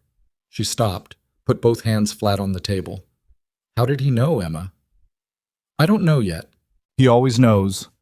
Diane said it with the flat exhaustion of a woman reciting a fact she's tested repeatedly and always found true. He has always known. Every time I made a plan, every time I talked to someone, he knew. She looked at her hands on the table. I used to think I was imagining it. You weren't imagining it. I know that now. A pause. I've known it for years. I just needed there to be another explanation. Lucian appeared in the doorway. He looked at Emma. Yvette found something. The something was a phone, a staff member, a young man who'd been with the organization for 4 months, who worked intake 2 evenings a week, who had, Yvette explained with the controlled fury of someone maintaining professionalism by an act of will. accepted $200 in cash 2 weeks ago to pass along information about residents to a contact number he'd been given. He hadn't known who the number belonged to. He told himself it was a concerned family member. He'd told himself various things that had allowed him to do it 3 times before tonight. He was sitting in Yvette's office when Emma came in, and he was young, 22 at most, with the underdeveloped face of someone who hadn't yet learned that the consequences of decisions arrived whether or not you'd fully thought them through. He looked at Emma and then quickly away. Emma stood in the center of the room and looked at him and felt the anger move through her like something tidal. Not the hot, proximate anger of a direct confrontation, but the cold, structural anger of someone understanding that the vulnerability she'd spent her adult life trying to protect had been available for purchase at $200 a transaction. "Did you know what kind of situation you were feeding information into?" she said. He looked at the desk. "Look at me," she said. He looked at her. "Did you know?" "He said he was her husband," the young man said. His voice had the defensive, trailing quality of someone who understood the inadequacy of what they were saying while they were saying it. "He said she'd left without telling him where she was going, and he was worried." "That's what they always say," Emma said. "That's the exact sentence. That's the first sentence every time." She stopped herself, took a breath. "The number he gave you, do you still have it?" He did. He had it in his phone, and Lucien photographed it, and Emma looked at it and didn't recognize it, but watched Lucien's jaw do the thing it did when he was integrating information he didn't like. They left the young man to Yvette's handling and stood in the corridor, and Lucien showed her the number on his phone screen. "It's not Grant's number," Emma said. "No," Lucien said. "It's not." She looked at him. "Serrano. That would be my read." He put the phone away. "Which means Grant and Serrano have made contact. Which means this stopped being 2 separate problems sometime in the last 48 hours. Emma stood in the fluorescent corridor of the shelter with the particular quality of mental vertigo that comes from watching a situation expand beyond its previously known boundaries. She'd walked into tonight with a map. Grant, the shelter, her mother, the manageable geography of a domestic situation, however dangerous. The map was no longer accurate. "Why would Serrano care about Grant?" she said. "He doesn't," Lucien said. "He cares about having a mechanism. Grant wants your mother and wants leverage over you. Serrano wants leverage over me. They've found a use for each other." He said it without inflection, the way you'd describe a weather pattern. "It's practical, not complicated." "It's very complicated," Emma said. "From where you're standing. From where they're standing, it's elegant." She looked at the wall, looked back at him. "We need to move my mother tonight." "Yes, somewhere neither of them knows about." "Yes, I have a place. It's clean. Nothing connected to my name or the company." He paused. "You'd need to trust me with that." Emma looked at him for a moment. The fluorescent light was unforgiving, and she could see the tiredness in his face. Not the performance of tiredness, the real version, the kind that came from operating inside a sustained situation with high stakes for a long time. She recognized it because she saw it in the mirror with some regularity. "Tell me the address," she said, "and I'll decide." He told her. She put it in her phone. She texted it to a number she'd set up when she'd first started researching exits, a secure secondary number that Grant didn't have, so that the address existed somewhere outside her immediate control. Lucien watched her do this without comment, and she appreciated the absence of comment. "Okay," she said. "Let's move her." The place was a furnished apartment in a building in Inwood, at the top of Manhattan, far enough north that the neighborhood had a different texture. Quieter streets, older buildings, the kind of residential density that was anonymous without being threatening. The apartment was on the 3rd floor, clean and spare, with a double lock on the front door and a window that looked out over a courtyard rather than the street. Diane sat on the edge of the bed in the spare room and looked around at the walls and said nothing for a while. "I'm going to need some things," she finally said. "Make a list," Emma said. "I'll get them tomorrow."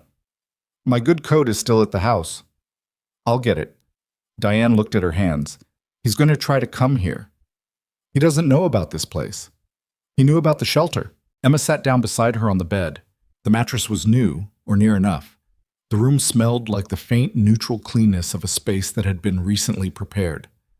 "That was a specific situation with a specific failure," Emma said. "This is different." You said that about the last plan. It wasn't accusatory. Diane delivered it with the flat weariness of someone in possession of an accurate historical record, which was worse than accusation because it left nothing to argue with. Emma sat with it for a moment. You're right, she said. I did say that. She looked at her mother. And this time might go wrong too. I don't have a guarantee, but we're further from him right now than we've been in 20 years, and I'm going to do everything I can to make sure it stays that way. Diane was quiet. Then she said, Who is he, the man?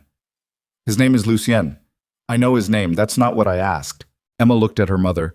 At the perceptiveness in her face, the quality of attention that years of living in the heightened awareness of a dangerous household had sharpened into something close to clinical. Diane Whitlock had survived 22 years by being very good at reading people and what they stood to cost her. She was not the fragile woman the exterior sometimes suggested. I don't know everything about him yet, Emma said. What I know is complicated. Complicated how? His family's history is not clean. He's been trying to change that. She paused. There are people who don't want him to. Diane looked at the wall. And those people now know about us. Yes. Because of him. Emma thought about this honestly. Because of the choice I made to stay in contact with him, she said. I can follow the line of cause and effect in other directions too, but that's the honest one. Diane nodded slowly. Okay, she said. Not acceptance, exactly. Just the decision to continue with available information rather than waiting for better. Emma stayed until her mother was in bed and the lights were off and she could hear the particular quality of breathing that indicated, if not sleep, at least the direction of it. She stood in the doorway for a moment. She could count on one hand the number of times in her adult life she'd stood in a doorway and watched her mother move towards sleep without the concurrent awareness of Grant somewhere in the same structure, and what mood he was in, and what the morning would require. She couldn't name what she was feeling. It was too large and too multiple to fit inside a single word. She came out into the main room. Lucien was standing by the window, not looking out of it, with his phone in his hand. He'd been on it for parts of the last hour. Quiet, specific calls, the kind that moved pieces rather than conveyed information. And he looked up when Emma came out. She okay? He said, defining okay loosely. He put the phone in his jacket pocket. I need to tell you something. His tone. Emma registered it with the part of her nervous system that had been calibrated across years of living in proximity to the specific atmospheric shift that preceded bad news. She sat down on the couch. Say it. He sat down across from her. He leaned forward with his forearms on his knees, the first time she'd seen him operate outside his characteristic upright stillness, and he looked at the floor briefly and then at her. The federal case, he said. I told you I've been cooperating. What I didn't tell you is the scope of it. He paused. I've been cooperating for 14 months. In that time, I've given them financial records going back 18 years, operational structures, contact networks, and testimony that directly implicates 11 individuals currently active in Serrano's organization.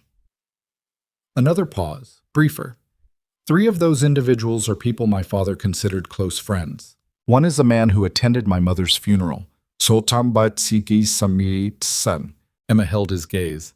And 2 days ago, the lead prosecutor called me to say there's been a leak. Inside their office, someone accessed the sealed cooperation agreement. He looked at her steadily. Serrano has known for at least 72 hours that I'm the source. The room was very quiet. Emma sat with this, assembled it against the sequence of the last 3 days. The call to her phone on Wednesday night, the calm voice, the friendly advice. Grant's sudden appearance at the shelter tonight with Serrano's contact number in the relay chain.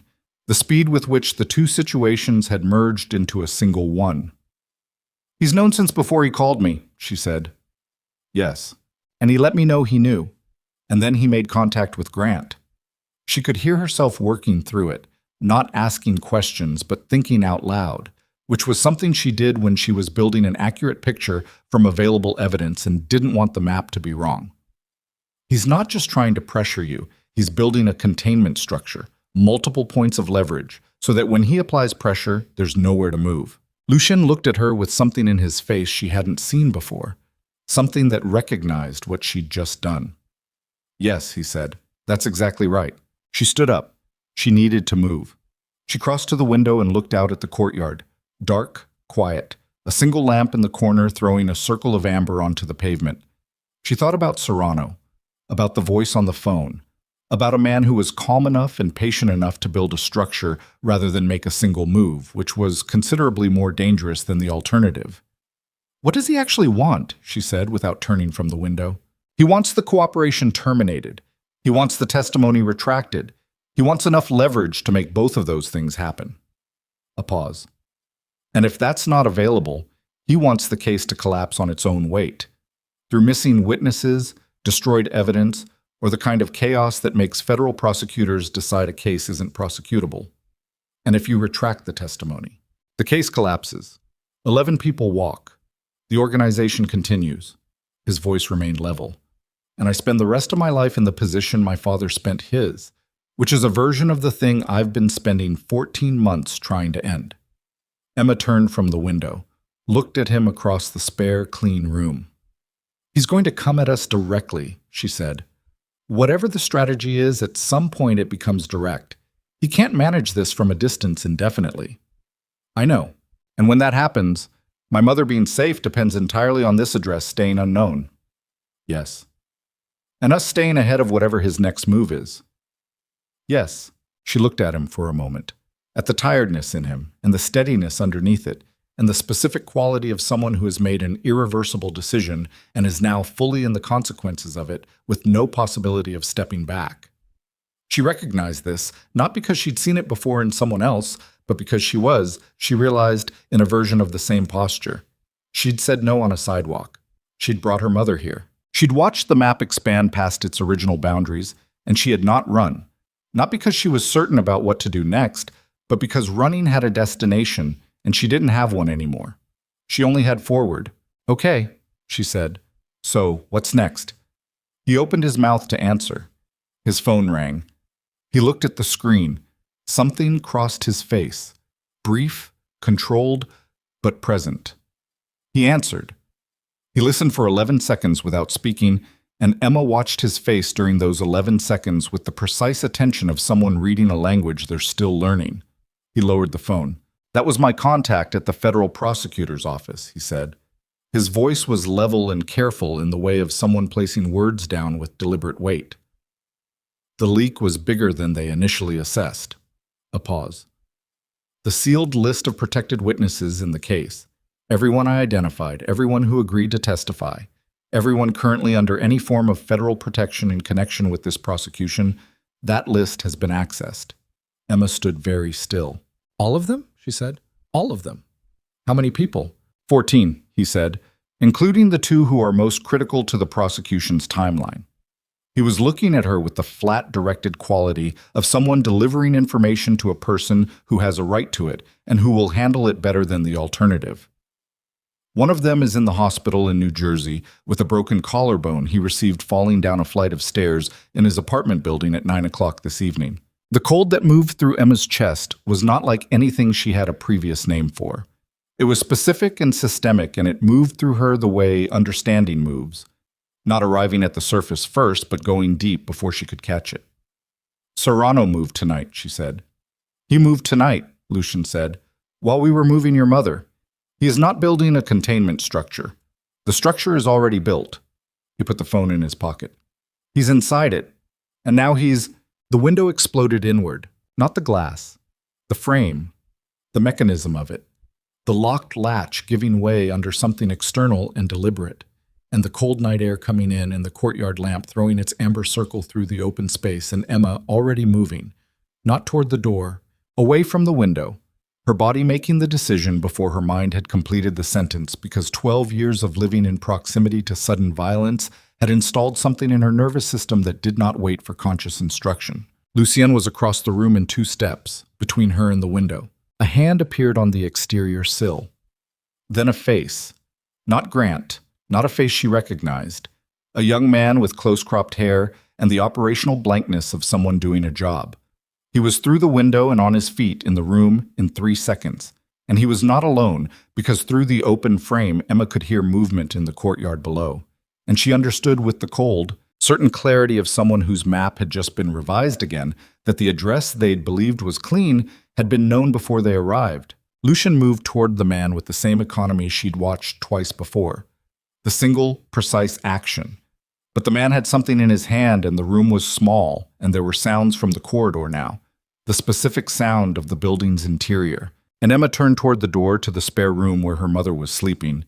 And she got there first, and she turned the lock from the inside and put her back against it, and looked at the room, and her mother sitting up in bed in the half-dark with the expression of a woman waking into something she has spent 20 years half expecting.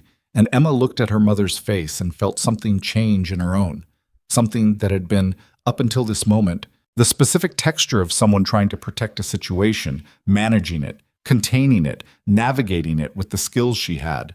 That texture was gone.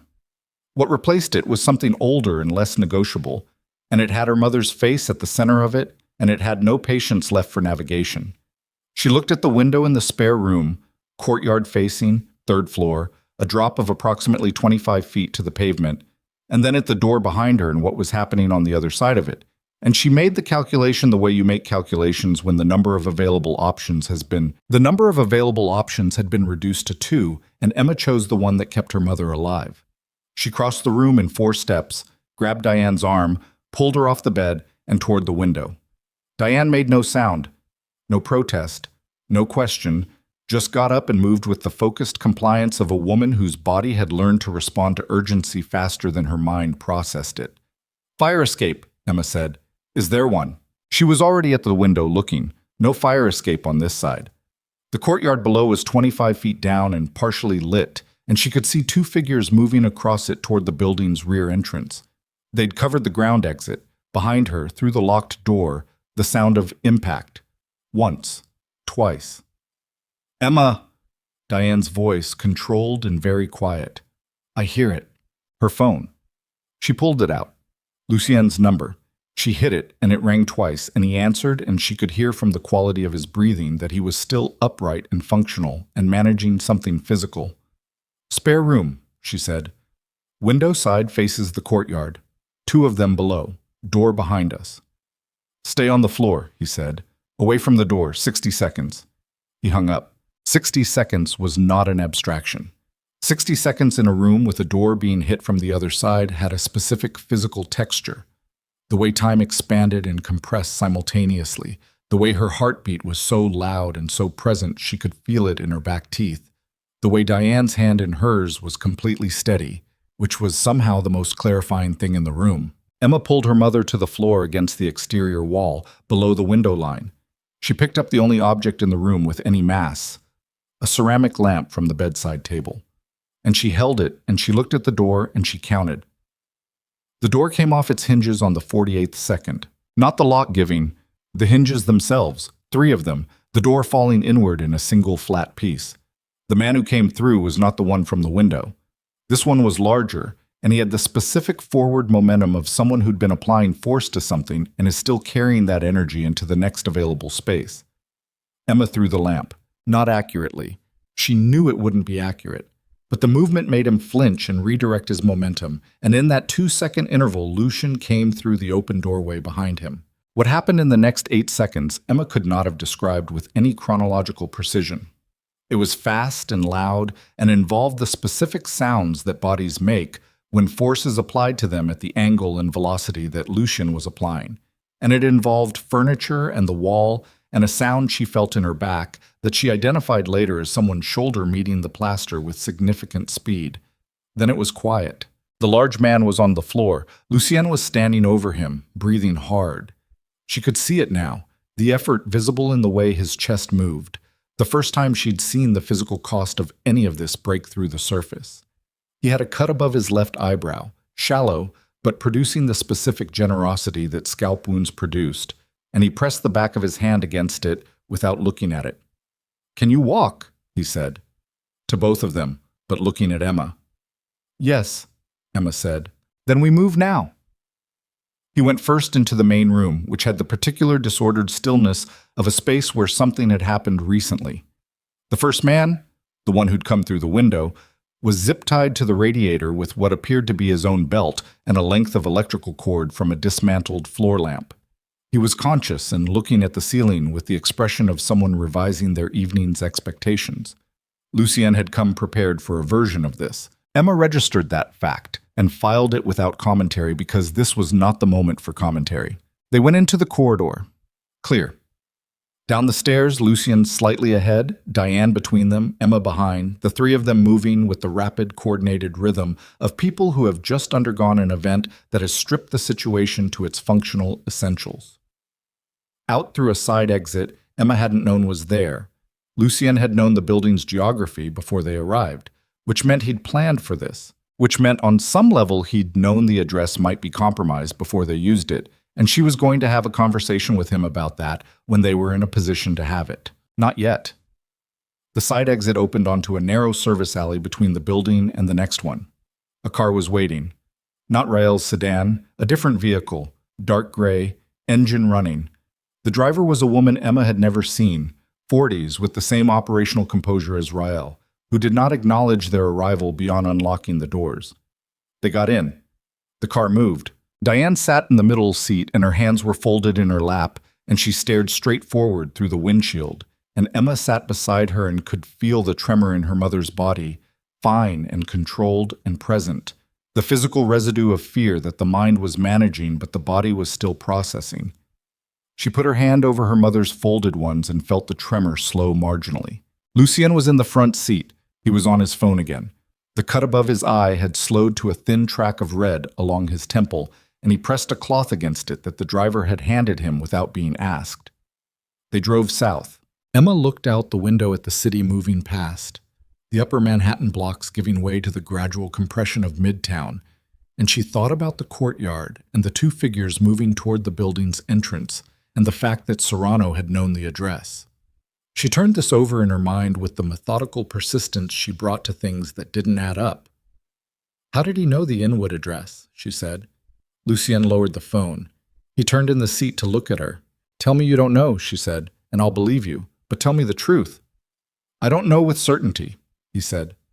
My best working theory is a tracker on the car, Rael's sedan, placed sometime in the last 48 hours. He paused. We switched vehicles, but Rael drove to the Inwood building directly from the shelter, which means if the sedan was tagged before we switched, the address was already logged before we arrived. You switched vehicles. Yes, for exactly this reason, but not early enough. No, he said, not early enough. Emma looked at him, at the blood drying on his temple and the steadiness of his eyes and the honest, unqualified delivery of no, not early enough, which most people would have dressed in some kind of mitigation. Where are we going? She said. A federal building on Varick Street. My contact in the prosecutor's office. Her name is Agent Solis. She's been running the cooperation for 14 months. She's there now. She's been there since the leak was confirmed. He looked at Emma steadily. Serrano moving tonight changed the timetable.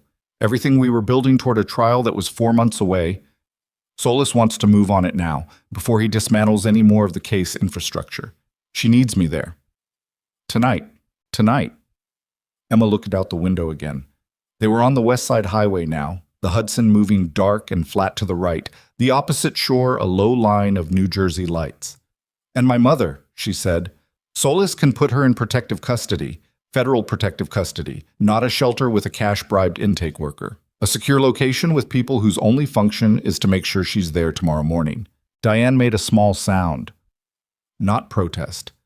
More the sound of someone absorbing a sentence that contains a reality they've been approaching for a long time and are now very close to.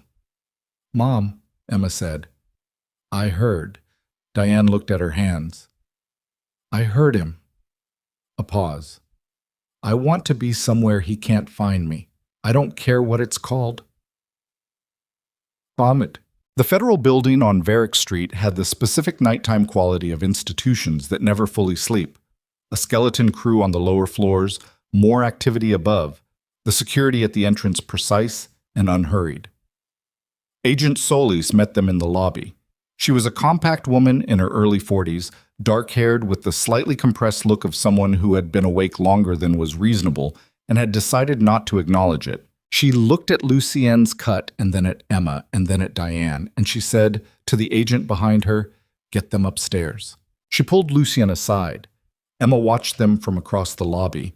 The low, rapid exchange, Solis's face moving through a sequence of expressions that were controlled and specific and told Emma nothing clearly except that the information being exchanged was significant and that Solis's read of it produced something that wasn't quite alarm but occupied the adjacent territory. Then Solis looked across the lobby at Emma. Emma held her gaze. She didn't look away, didn't shift. Solis came over. "Ms. Whitlock," she said. Her voice was the direct, undecorated voice of someone who was tired and operating at the far edge of a long effort and had dispensed with the preamble. "Your mother will be in a secure location in 40 minutes. I need you to believe me when I tell you that." She paused. "And I need to talk to you about something you may not be aware of." "Go ahead." Solis looked at her for one more second, the look of someone making a decision about how to deliver information. Then she said, "The man Grant Holloway, your stepfather." "Yes." "He came to this building 3 days ago." Emma went still. "He wasn't here to see us," Solis said. "He came in response to a contact initiated by Victor Serrano's attorney. He met with the attorney in the lobby. Public space, nothing we could act on, for approximately 20 minutes. She kept her eyes on Emma's face. "We have him on camera. We have partial audio from a proximity microphone that one of my agents had in the vicinity by chance." Another pause. "The conversation concerned you." Emma's throat felt tight in a specific way she recognized from the restaurant, from the stairwell, from the bathroom doorway. The physiological response of someone who has just absorbed a sentence that has permanently altered a piece of their understanding of their own life. "What about me?" she said. "Serrano's attorney offered Holloway a financial arrangement, a specific sum in exchange for information about your movements and your relationship with Lucian Ashcroft." Solis delivered this with the flat precision of a woman reciting testimony. Holloway accepted. The lobby of the federal building, the clean institutional light, the sound of the city muted behind glass, her mother somewhere behind her with a federal agent moving toward an elevator, Lucienne across the lobby, watching her. Grant had taken money to tell Serrano where she was.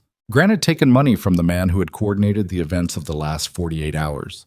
The leak, the shelter, the Inwood address, the men through the window, and had fed information about Emma's life, Emma's location, Emma's connection to Lucienne, into that structure, and had done it 3 days ago, which meant he'd done it before the shelter, before tonight, before any of it, which meant the thing Emma had believed was her stepfather's violence and desperation and need for control was also, at some level, a transaction. She'd known Grant was capable of many things.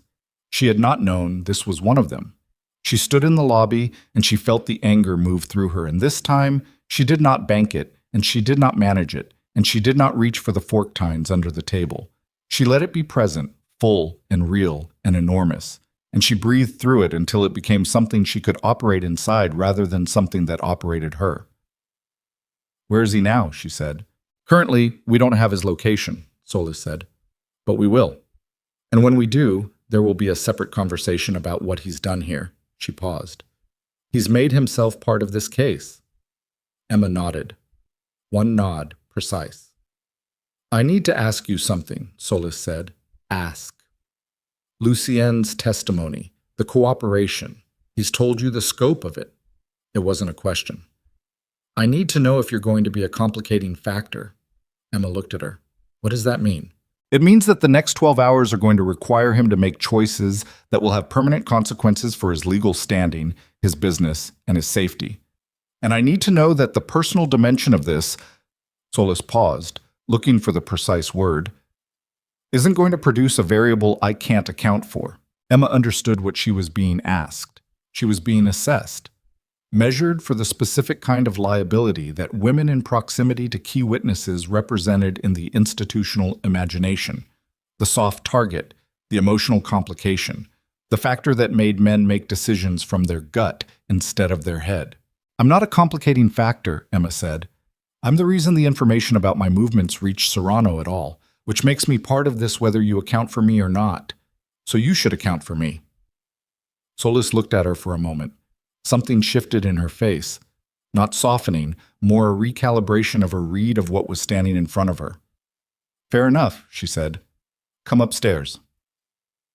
The room upstairs was a conference room with a long table and too many chairs and a whiteboard covered in a system of names and connecting lines that Emma took in with one sweep before she sat down. Lucien was already seated at the table. Two other agents Emma hadn't met were on the far side. Solis stood at the head. Solis put a photograph on the table. Victor Serrano was shorter than Emma had imagined from the voice on the phone.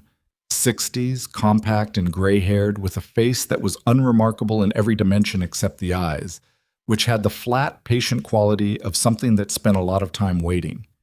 He looked like someone's retired accountant. He looked like someone who could stand in a room without being remembered. "He's in the city," Solis said. "He flew in from Miami this morning, which tells us tonight wasn't improvised. This was planned well ahead of the information from the leak." She looked at Lucien. "He came here to resolve this personally." "He always preferred direct resolution," Lucien said. "He and my father had that in common. We have a location as of 2 hours ago. A property in Brooklyn Heights registered to a holding company with 14 layers of corporate structure, but we got through them." Solis put another photograph on the table. "An aerial view of a building. We're prepared to move tonight if Lucien completes the sworn statement that the prosecution needs to support the warrant." She looked at Lucien directly. "The statement you were supposed to give 4 months from now at trial.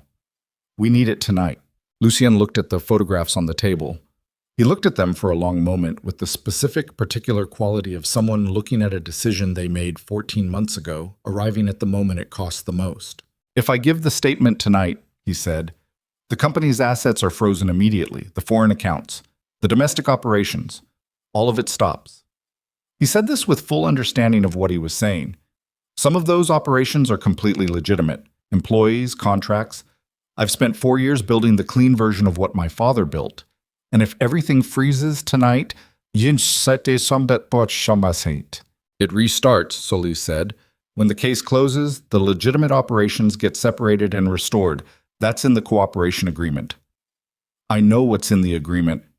His voice didn't sharpen, it just became more precise. "I'm not looking for reassurance. I'm making sure we're both clear on what tonight costs." "I'm clear," Solis said. "Are you?" He looked across the table at Emma. She looked back at him. She thought about a 14-year-old applying whatever pressure was available. She thought about her mother in a shelter room and the specific sound of a door coming off its hinges. She thought about the voice on the phone. He's only half right. And the photograph of a compact, gray-haired man who had flown from Miami this morning, specifically to resolve this, and who had bought her stepfather's compliance with a number on a check. She thought about what staying quiet looked like from the outside. "Don't look at me," she said. "This is your call." "I know," he said. "I'm not looking for permission." A pause. "I'm looking at what I'm doing it for." The conference room was very quiet. Emma held his gaze. He turned to Solis. "Get me the statement," he said. "Let's finish this." Solis nodded once to the agent on her left, who left the room. She looked back at the table. "There's one more thing," she said, and her voice had a quality Emma hadn't heard in it yet, something below the operational flatness. "The leak in our office. We identified the source an hour ago." She put a third photograph on the table. Emma leaned forward. The photograph was a surveillance image, grainy, a corridor somewhere, a man in a suit with his back partially to the camera. But the face was angled enough to be visible, and Emma looked at it, and the cold that moved through her was different from all the previous cold because this one had a flavor she recognized from the lobby of the shelter and from 12 years of a kitchen and from a restaurant on West 54th Street where a man had publicly done what he'd been doing privately for years. The man in the photograph was not a federal employee. He was Grant. He had been in this building not once but 3 times in the past 2 weeks. The attorney was a front. The real meetings had been with an asset Serrano had inside the prosecutor's office, and Grant had been the courier. The photographs, the financial records Lucien had provided, the witness list, pieces of it had moved through Grant Holloway's hands before they moved to Serrano. Her stepfather was not a man who'd made a desperate deal on one bad night. He had been part of the structure. He had been recruited and placed, or had offered himself and been accepted, and either possibility said the same thing, that the situation Emma had spent 12 years understanding as her private damage, her family's specific wound, her mother's specific prison, had been known about and useful to someone outside it, which meant it had never been only what she thought it was. The room was very still. Lucien was watching her. Solis was watching her. Emma picked up the photograph and held it, and looked at the grainy image of Grant's half-turned face in a corridor of a federal building and felt something shift in the architecture of everything she'd ever understood about the last 12 years. A tectonic, foundational movement, the kind that doesn't announce itself as it's happening, but leaves the landscape permanently different when it's done. He was never just an abusive drunk, she said. Not to anyone in particular, to the room, to the fact of it. No, Solis said quietly. He wasn't. Emma set the photograph back down on the table. She set it down carefully, face up, in the center of the table where everyone could see it, and she straightened it with 2 fingers until its edges were parallel to the table's edge, which was a very small and pointless act of order in the middle of a very large and structural disorder. And she did it anyway because her hands needed something precise to do before she said what she said next. "Where is he right now?" she said. Specifically. "Emma," Lucien started, "I'm not asking so I can do anything," she said. "I'm asking because I'm done not knowing things." Solis looked at her. "Last confirmed location was a bar on the east side 90 minutes ago." Emma nodded. The door opened. The agent came back in with a folder. The statement thick with the weight of 14 months of documented cooperation. The testimony of a man dismantling his father's empire page by page. He put it in front of Lucien. Lucien uncapped a pen. He signed the first page. Outside the windows of the conference room, 23 floors up, the city was doing what it always did at this hour. Moving, breathing, carrying its several million lives through the dark, with the impersonal efficiency of a system that doesn't wait for anyone's story to resolve before continuing. The Hudson was out there somewhere, dark and flat. Brooklyn was out there. A property in Brooklyn Heights with 14 layers of corporate structure and a man inside it who had flown from Miami this morning with the intention of ending something, not knowing that the thing he'd come to end had already, in the last 60 minutes, changed shape entirely. Lucien signed the last page. Solis picked it up. She looked at it once, then at the agent beside her. "Get the warrant," she said. The agent left at speed. Solis's phone rang. She answered. She listened for 4 seconds and her face made a movement that Emma read as the movement of something arriving too early, before the infrastructure was ready for it. She lowered the phone. "He's moved," she said. "Serrano. He left the Brooklyn Heights property 20 minutes ago." She looked at the table. "He's in Manhattan." A pause. "He's been tracked to Amsterdam Avenue." She looked at Emma. "The block your bookstore is on." Emma was on her feet before she knew she'd decided to stand. "He's not going to the bookstore," Lucien said. He was already up, already moving. "He's sending a message. He knows we're here. He knows the statement is signed. He's telling us he can still reach the things that matter before the warrant executes." "My coworkers," Emma said. "Marcus opens at 6. He gets there at 5:45. She looked at the clock on the wall. 5:18. "We have 27 minutes, she said, and she was already at the door and Solis was already on her radio and Lucien was behind her and the conference room was behind all of them and the hallway was in front of them and the elevator was 20 feet away and the city was outside 23 floors below with everything in it moving toward the same 27 minutes. And Emma walked toward the elevator with the specific quality of someone who has spent their whole life arriving late to their own defense and has decided completely and finally. They were in the car at 5:21. Solis had 2 vehicles ahead of them and 1 behind, and Rael, back now, different car, same operational composure, pushed through the pre-dawn Manhattan streets with the focused urgency of someone who understood that traffic laws were a framework for normal conditions, and that these were not those. Emma sat in the back with her phone in her hand and Marcus's number on the screen, and she hit call and listened to it ring 4 times and go to voicemail, and she hit it again. "He might not be there yet," Lucien said. "He's always there by 5:40. "It's 5:22. She hit the number a 3rd time. Marcus answered on the 2nd ring, his voice carrying the slightly blurred quality of someone who had been awake for less than an hour. "Emma? What?" "Don't go to the store," she said. "I need you to stay wherever you are right now and not go to the store." A pause. "I'm 2 blocks away. I was just—" "Marcus, stop walking. Right now." Silence. Then, "Okay." I stopped. "What's happening?" I'll explain everything later. Just stay on the line with me and don't go any closer to the building. She looked out the window, the West Side Highway moving fast, the Hudson a dark strip to the right. Are you okay? Are you on the street? I'm on the corner of 76th and Amsterdam. Emma, you're scaring me. I know, I'm sorry. Just stay there. She kept him on the line. Lucy Yen watched her without speaking. Outside, the city moved past in the specific flat-lit gray of 5:20 in October.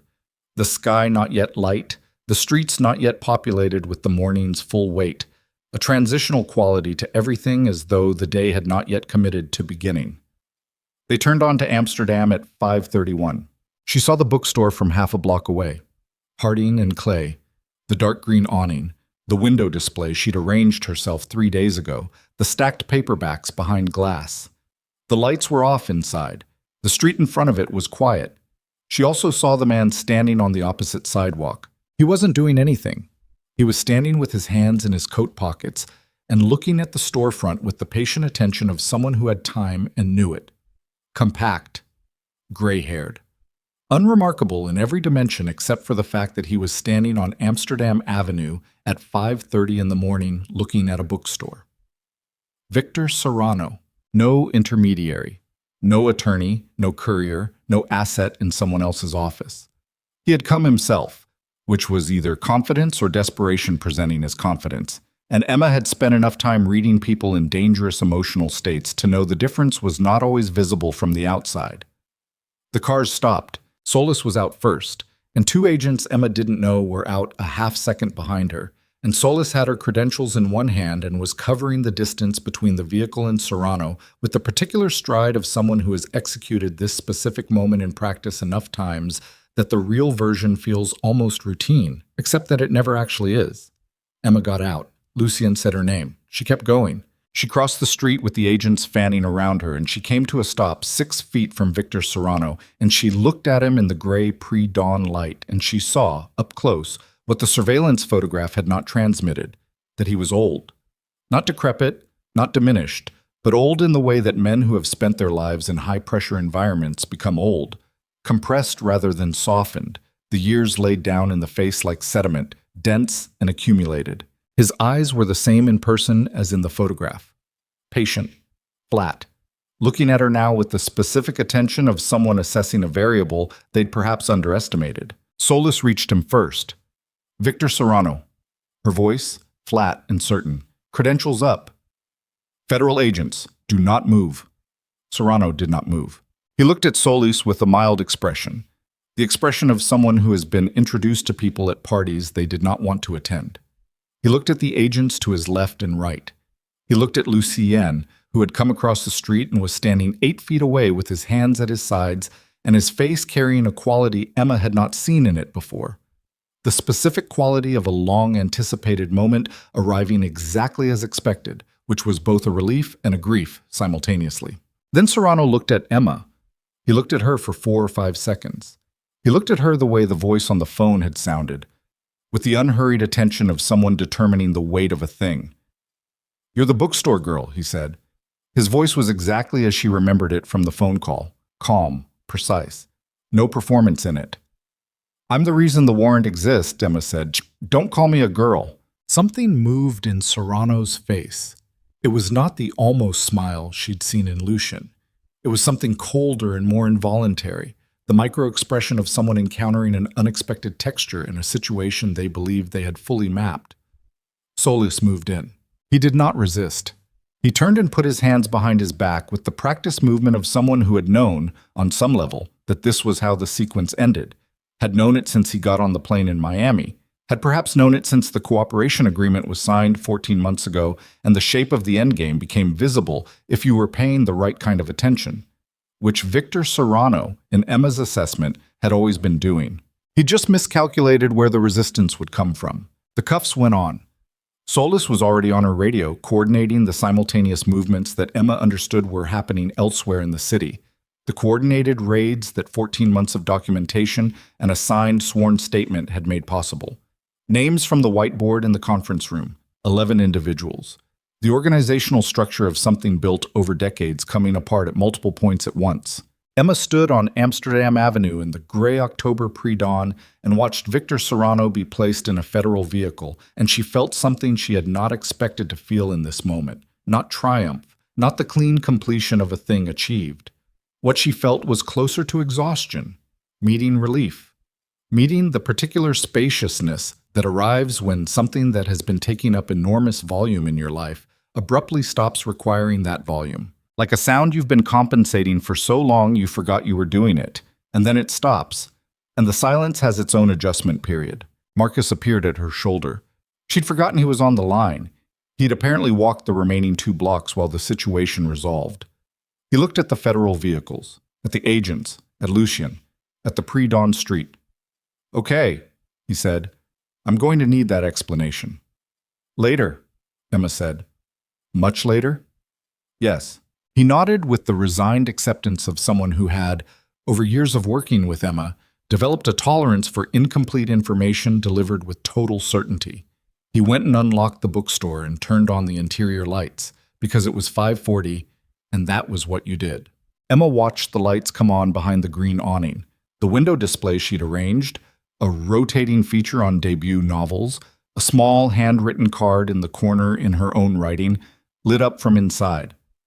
Lucien stood beside her. They stood there for a moment without speaking. The city was starting its morning shift around them.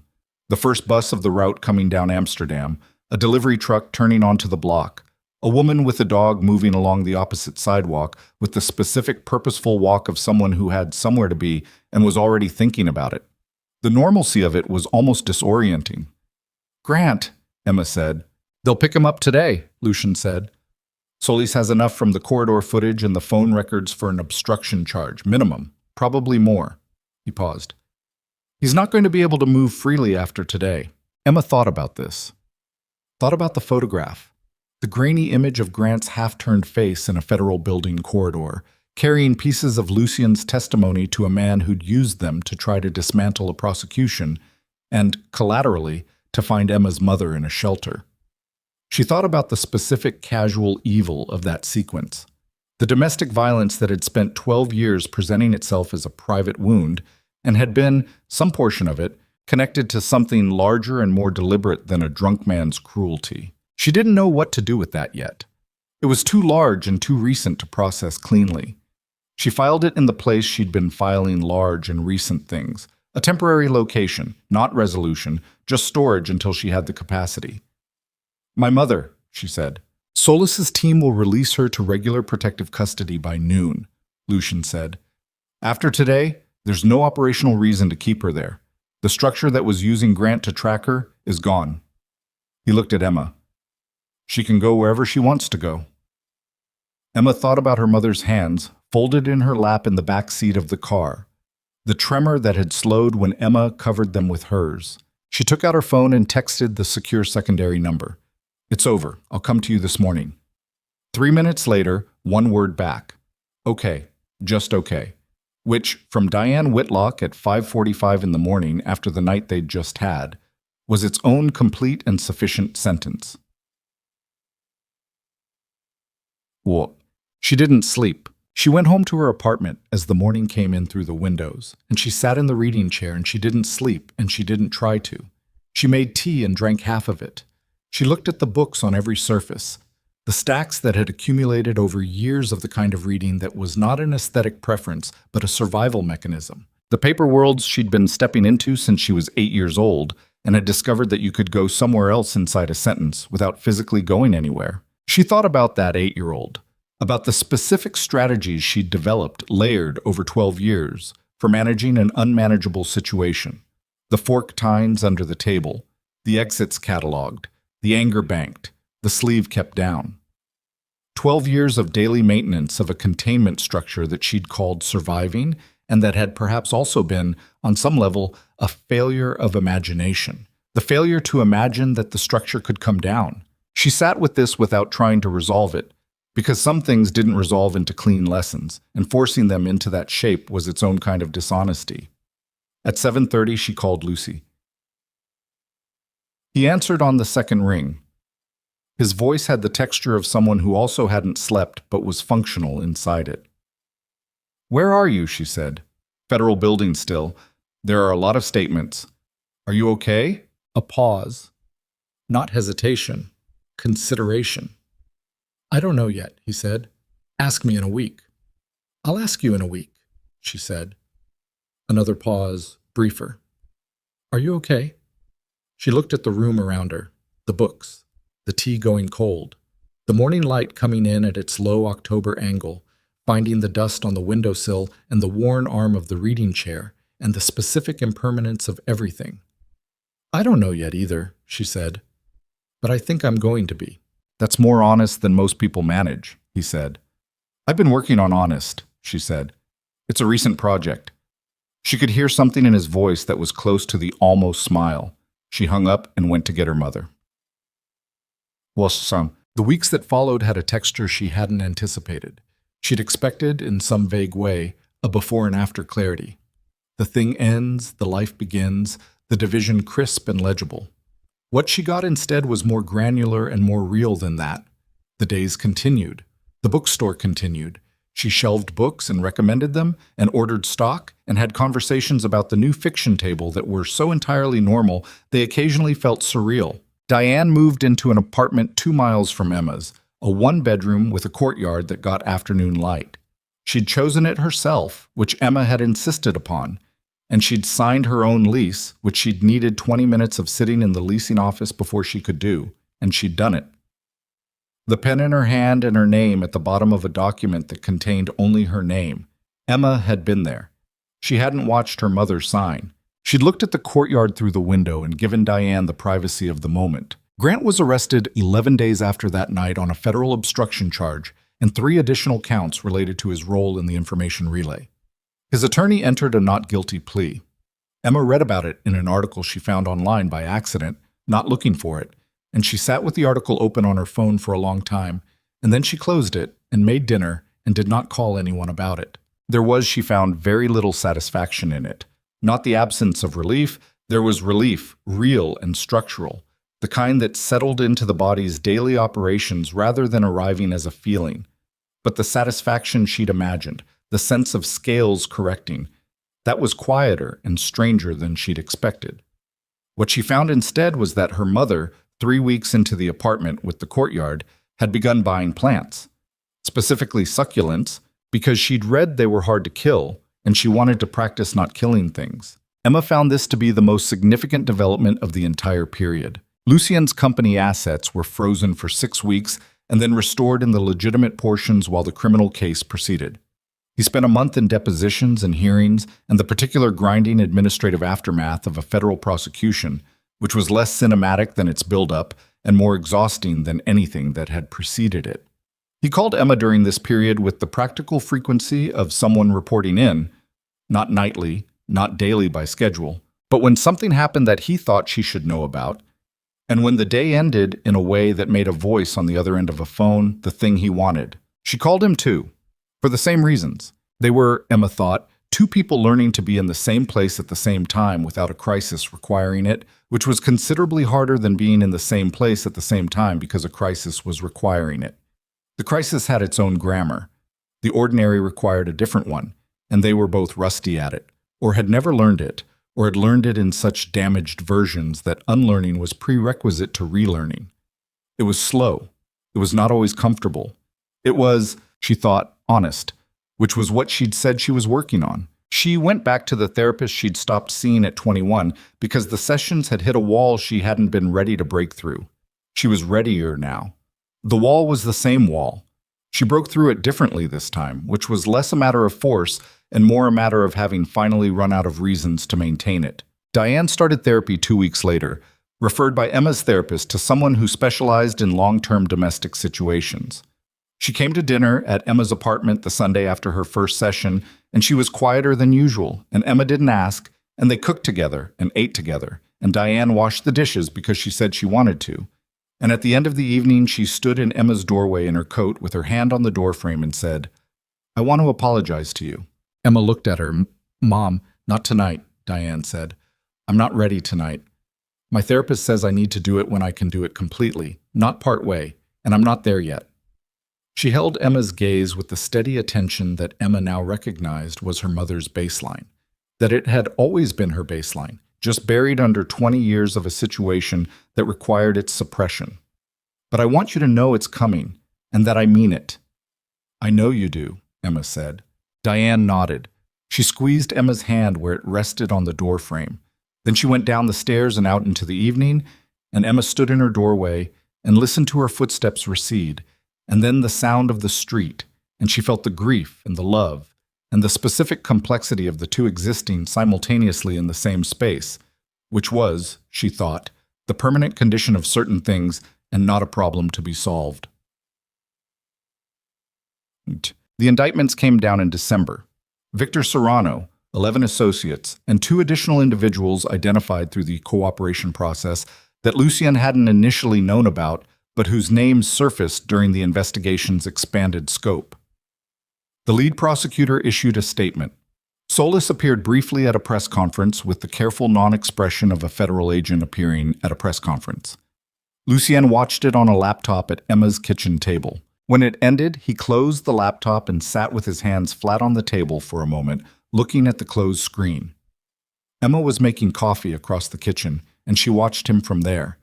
The specific quality of his stillness in this moment, which was different from his usual stillness. This one had more in it, more weight, more completion, more of the specific texture of someone at the end of a long effort and not yet certain what comes after it. "How do you feel?" she said. He thought about it, genuinely thought about it, which she'd noticed he did, gave questions their actual weight, before answering rather than producing the answer fastest available. "Like something I've been carrying for a long time is now on the ground," he said, "and my arms don't know what to do." Emma brought the coffee over. She put his cup in front of him and sat across the table and looked at him across the coffee cups and the December light coming through the window. "They'll figure it out," she said. "Eventually." "The figuring out is the project," she said. "That's what I've been told." He looked at her. The almost smile which she'd catalogued well enough now to know arrived when something she said surprised him into it. "By your therapist?" "By experience." He picked up the coffee cup, looked at her over the rim of it. Outside the window, the city conducted its December business. The specific dense movement of the city in winter, coats and scarves and breath visible in the cold, the early dark coming down at 4:30, and the lights going on in the buildings across the street in their staggered individual sequence. "I want to take you somewhere," he said. "Not tonight.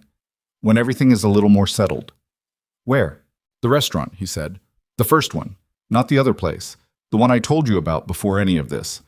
The one I wanted to take you to for dinner when I came into the bookstore." He paused.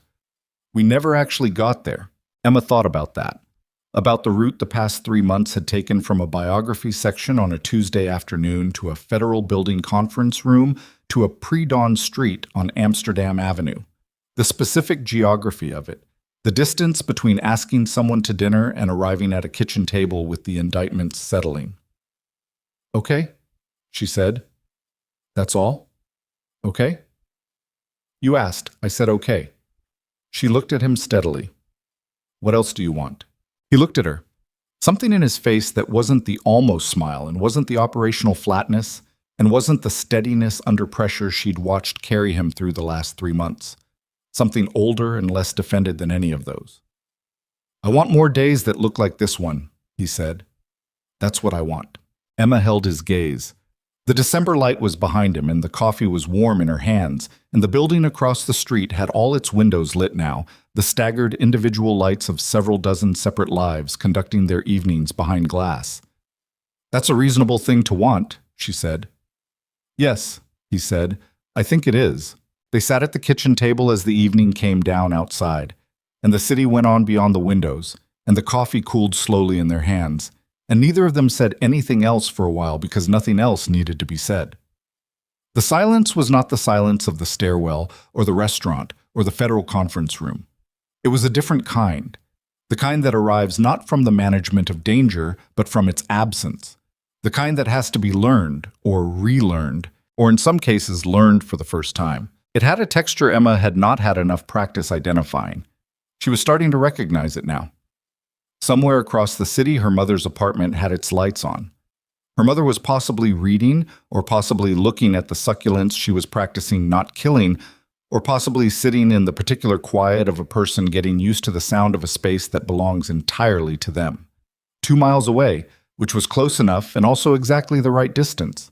Emma sat at her kitchen table and the light came in and the coffee cooled and the city went on, and she thought that the timid 24-year-old who had spent dinner pressing fork tines into her thumb to stay present was not someone she'd neatly left behind, was still in here, still part of the architecture, still the ground floor of a building that had been adding floors without always reinforcing the ones beneath. But she was not the whole structure anymore. She was the foundation of a thing that had grown past her. That was not nothing. That was, Emma thought, the whole thing. Outside, the last of the December light let go of the sky entirely, and the city turned itself over to the dark and the cold and the uncountable illuminated windows, and the evening became what evenings become, which is simply the next thing. Not an ending, not a destination, just the next true hour of a life that had been, against considerable odds, returned to its owner.